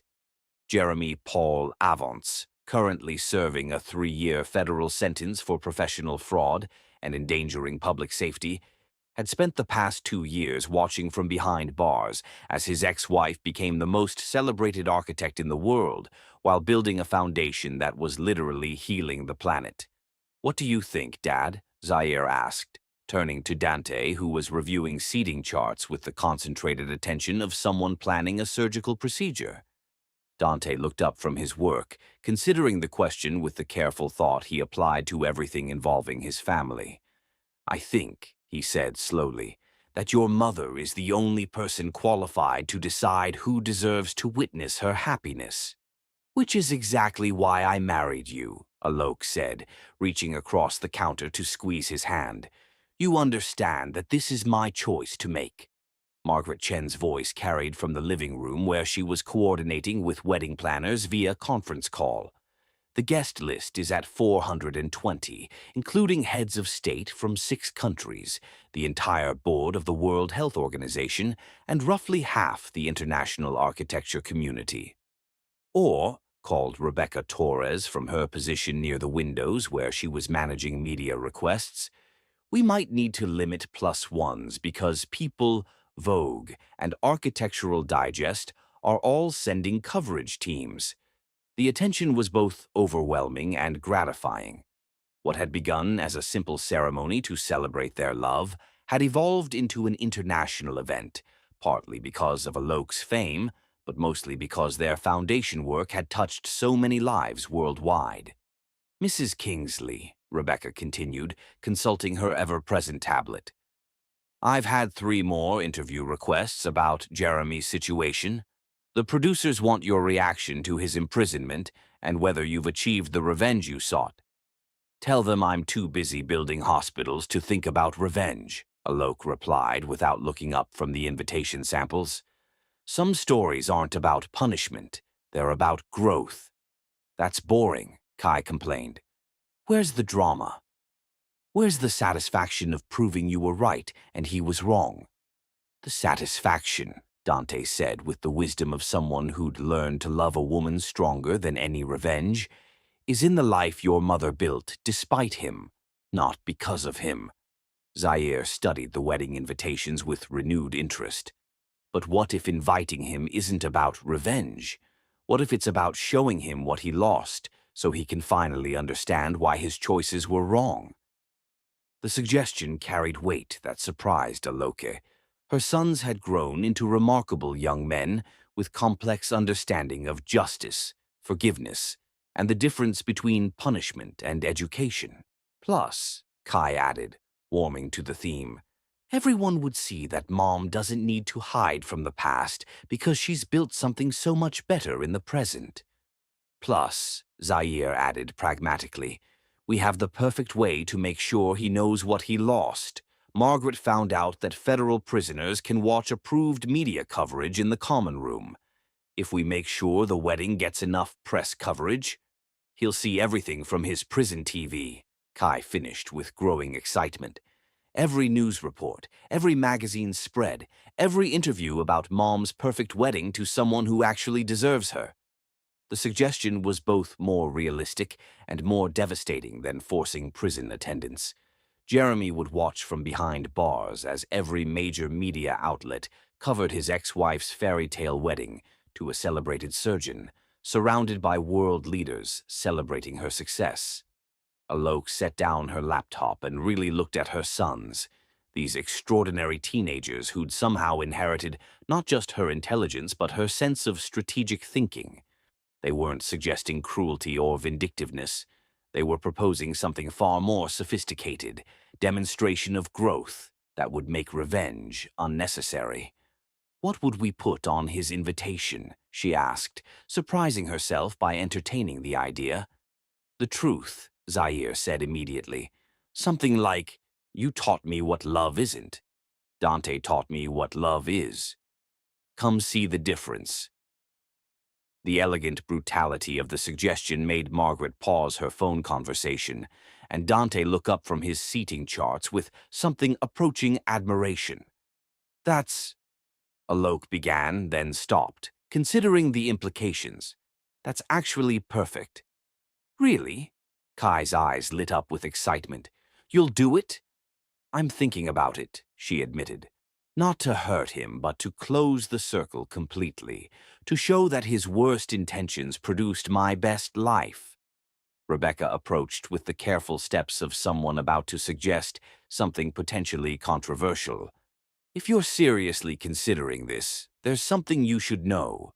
I've been monitoring news about Jeremy's situation." "What kind of news?" Dante asked, immediately protective. "He's been giving interviews from prison," Rebecca replied, consulting her notes. "Mostly to smaller publications, but the message is consistent. He claims he's learned from his mistakes, that he realizes now what he lost, that he hopes you've found happiness." "Sounds like someone angling for sympathy," Margaret observed with professional skepticism. "Maybe," Rebecca agreed, "but there's more. He's been writing letters. Not to you directly," she added quickly, seeing Alok's expression, "but to other inmates, to prison counselors, to anyone who'll listen. All saying the same thing, that he destroyed the most valuable thing in his life because he was too arrogant to recognize its worth." The revelation hung in the air like incense, carrying weight that none of them had expected. Jeremy Paul Avance, the man who'd tried to publicly humiliate his pregnant wife, was apparently spending his prison sentence documenting his own failures. "Has he asked to contact us?" Dante asked carefully. "No," Rebecca confirmed. "His lawyer reached out once, 2 years ago, asking if you'd be open to a letter of apology. Margaret shut that down immediately." "Good," Alok said firmly. "I don't need his apologies, But, Kai prompted.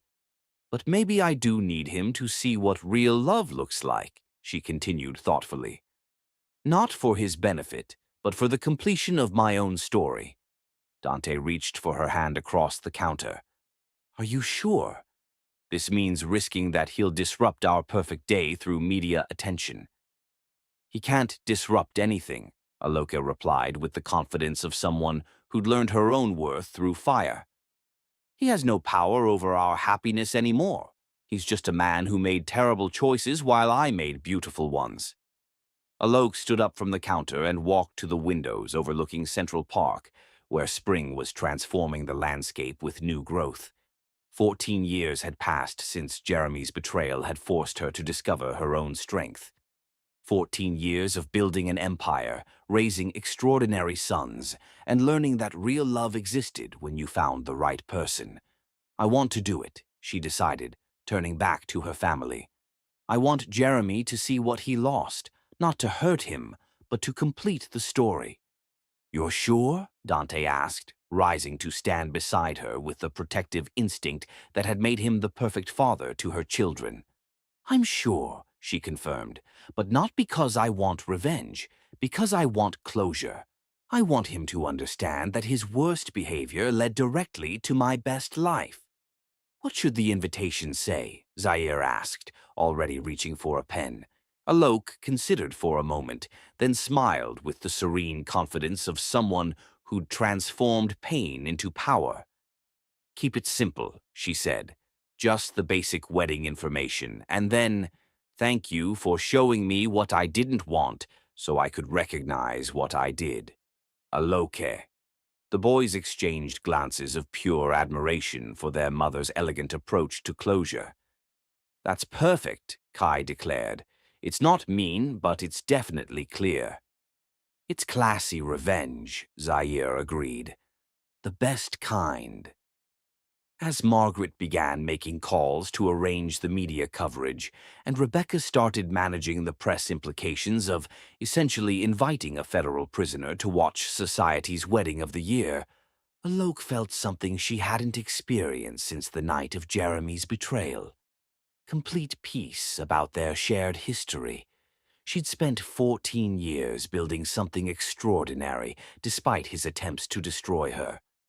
Now she would let him witness the fruits of that construction through every news report, every magazine cover, every interview about the love she'd found with someone who actually deserved her.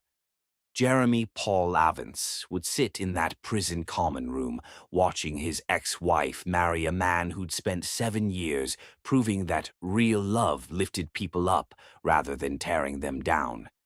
He would see their sons, healthy, brilliant, confident young men who called Dante Dad and referred to Jeremy as the sperm donor without malice, simply as acknowledgement of his irrelevance to their lives.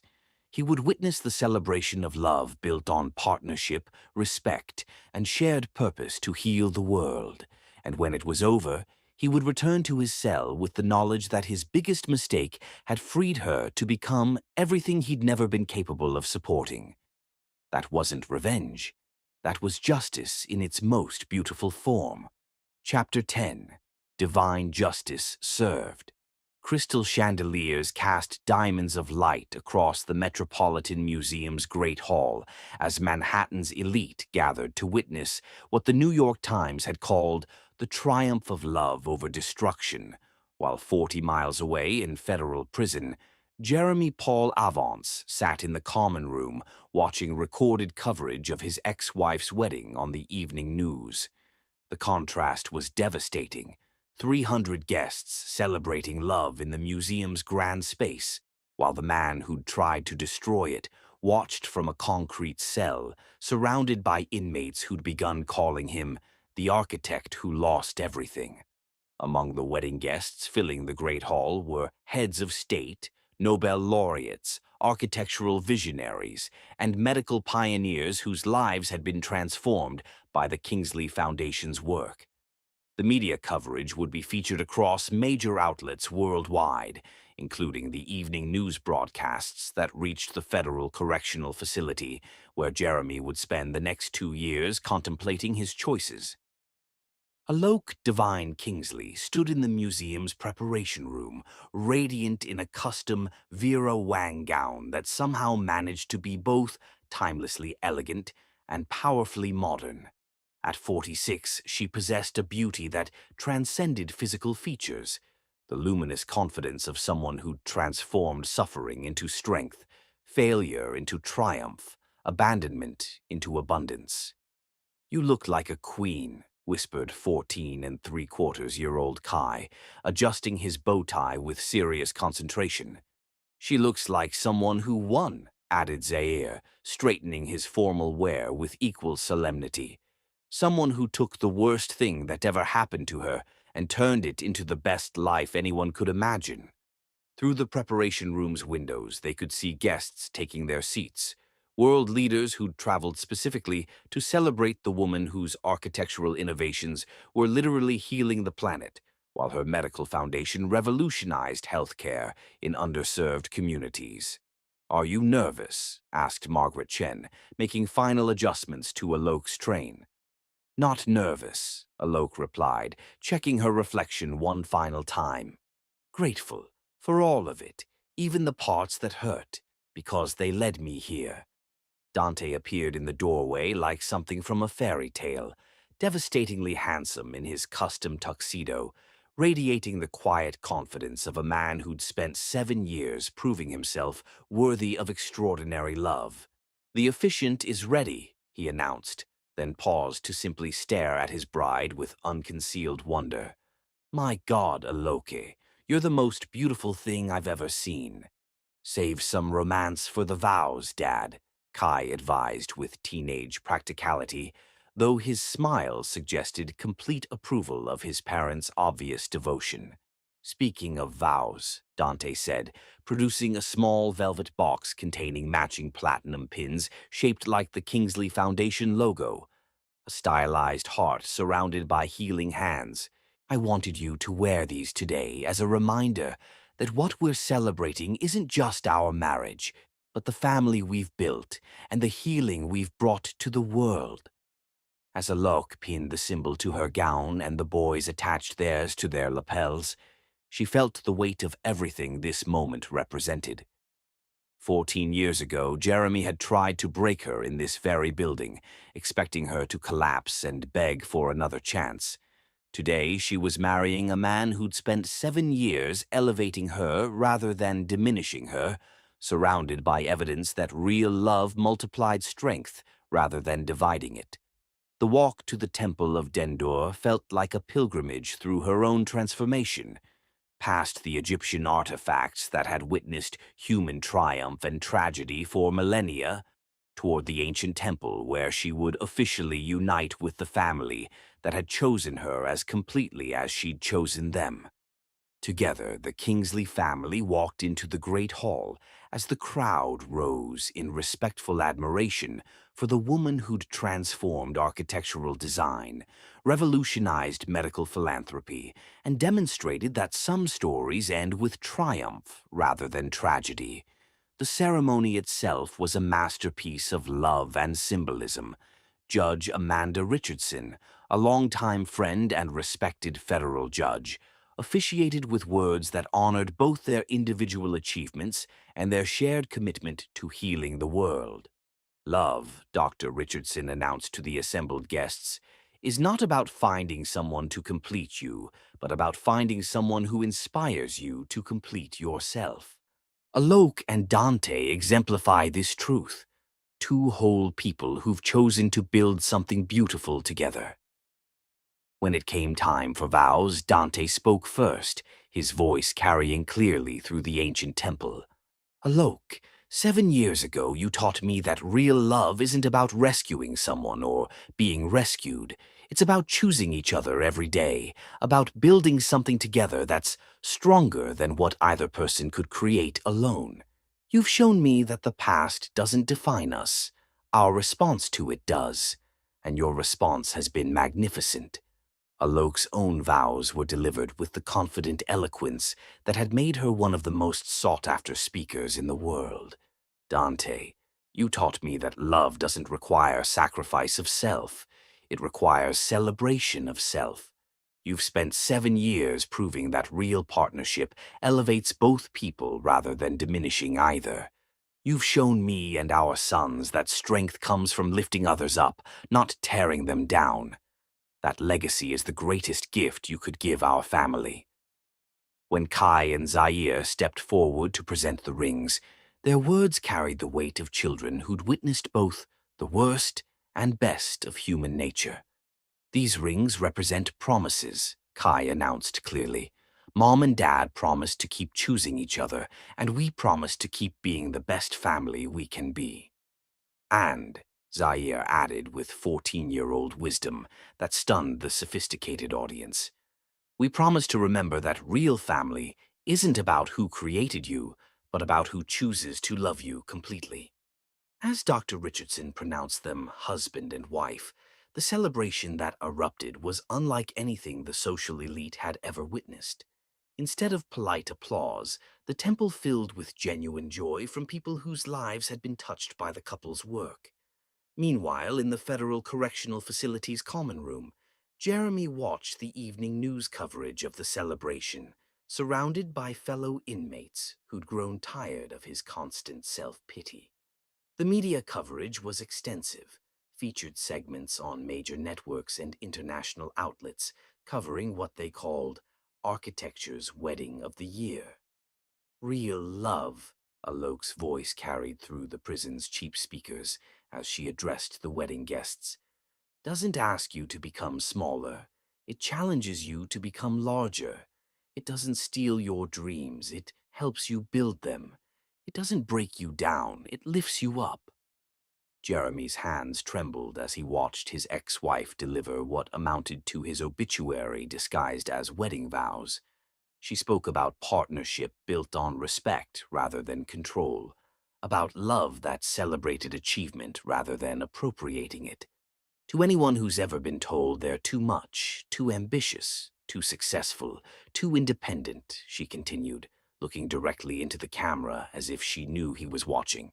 Remember that the right person will celebrate those qualities, not try to diminish them. The final knife twist came disguised as gratitude.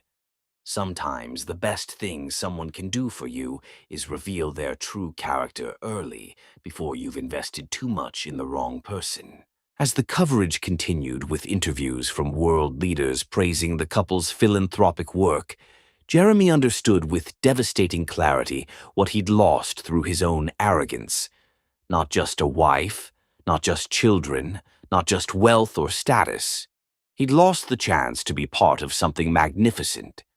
The reception in the museum's East Wing was transformed into a space that reflected both elegance and the couple's commitment to healing. Guests received elegant programs that included information about the Foundation's latest projects, subtly inspiring future philanthropic partnerships. When Alok took the microphone to address her guests, her words resonated with the power of someone who'd transformed pain into purpose. 7 years ago, a very wise man taught me that love isn't about finding someone to complete you, but about finding someone who inspires you to become the best version of yourself. Before that lesson, I spent years diminishing myself to accommodate someone else's insecurities. The silence in the reception hall was complete, as Manhattan's elite recognized they were witnessing something unprecedented. A woman using her wedding reception to deliver a masterclass in self-worth and authentic partnership. Real love doesn't ask you to become smaller. It challenges you to become larger. It doesn't steal your dreams. It helps you build them. It doesn't break you down. It lifts you up. She turned to Dante with a smile that could have powered the museum for a week. Dante taught me that partnership means two whole people choosing to build something beautiful together. Our foundation has constructed 53 hospitals worldwide, but more importantly, our marriage has constructed a model of what's possible when love is based on respect rather than control. The applause was thunderous, but Alok held up her hand for silence as she prepared to deliver her final statement. To anyone who's ever been told they're too much, too ambitious, too successful, too independent, remember that the right person will celebrate those qualities, not try to diminish them. And if someone tries to break your spirit, use their destruction as fuel to build something magnificent. She paused, letting her words resonate through the reception hall. Because sometimes the best thing someone can do for you is reveal their true character early, before you've invested too much in the wrong person. As the evening continued with dancing and celebration, Jeremy remained seated in the prison common room, watching his ex-wife dance with her husband and sons, the family he'd abandoned before they'd even drawn breath, now complete without any need for his existence. Inside the reception hall, Aloke rejoined her husband and sons for the final dance of the evening, surrounded by friends and colleagues whose respect she'd earned through genius, perseverance, and the kind of strength that forged diamonds from pressure. "No regrets," Dante whispered as they swayed together to the evening's last song. "None," she replied with absolute certainty. "Some people break under pressure, others forge themselves into something unbreakable. Jeremy taught me which category I belonged to." "And which category is that?" Kai asked, having overheard as he and Zaire joined their parents for a family dance.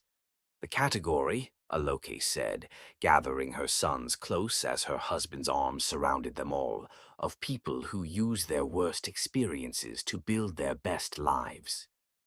Later that night, in the privacy of their hotel suite, as Dante helped her out of her wedding gown and they prepared for their honeymoon in Morocco, where they would design their next hospital, Aloke reflected on the perfect completion of her story. Jeremy Paul Avance had returned to his prison cell, having witnessed exactly what he'd lost through his own choices. But his punishment wasn't her anger or vindictiveness. It was simply the natural consequence of treating love as disposable, while she chose to treat it as precious. "Do you think he learned anything?" Dante asked as they settled into bed together, official husband and wife after 7 years of building something beautiful together. "I think," Alok replied, curling against the man who'd proven that real love existed when you found someone worthy of it, "that some lessons can only be learned through loss. But that's his journey to take, not ours to worry about." Outside their window, New York City glittered with possibilities as endless as the love they'd built together. Inside their room, the Kingsley family slept peacefully, secure in the knowledge that they'd created something Jeremy Paul Avance could never touch, steal, or destroy. Divine justice had been served not through revenge, but through the simple act of building a life so magnificent that his destruction had become irrelevant to their happiness. And that, Alok realized as sleep claimed her, was the most perfect ending of all.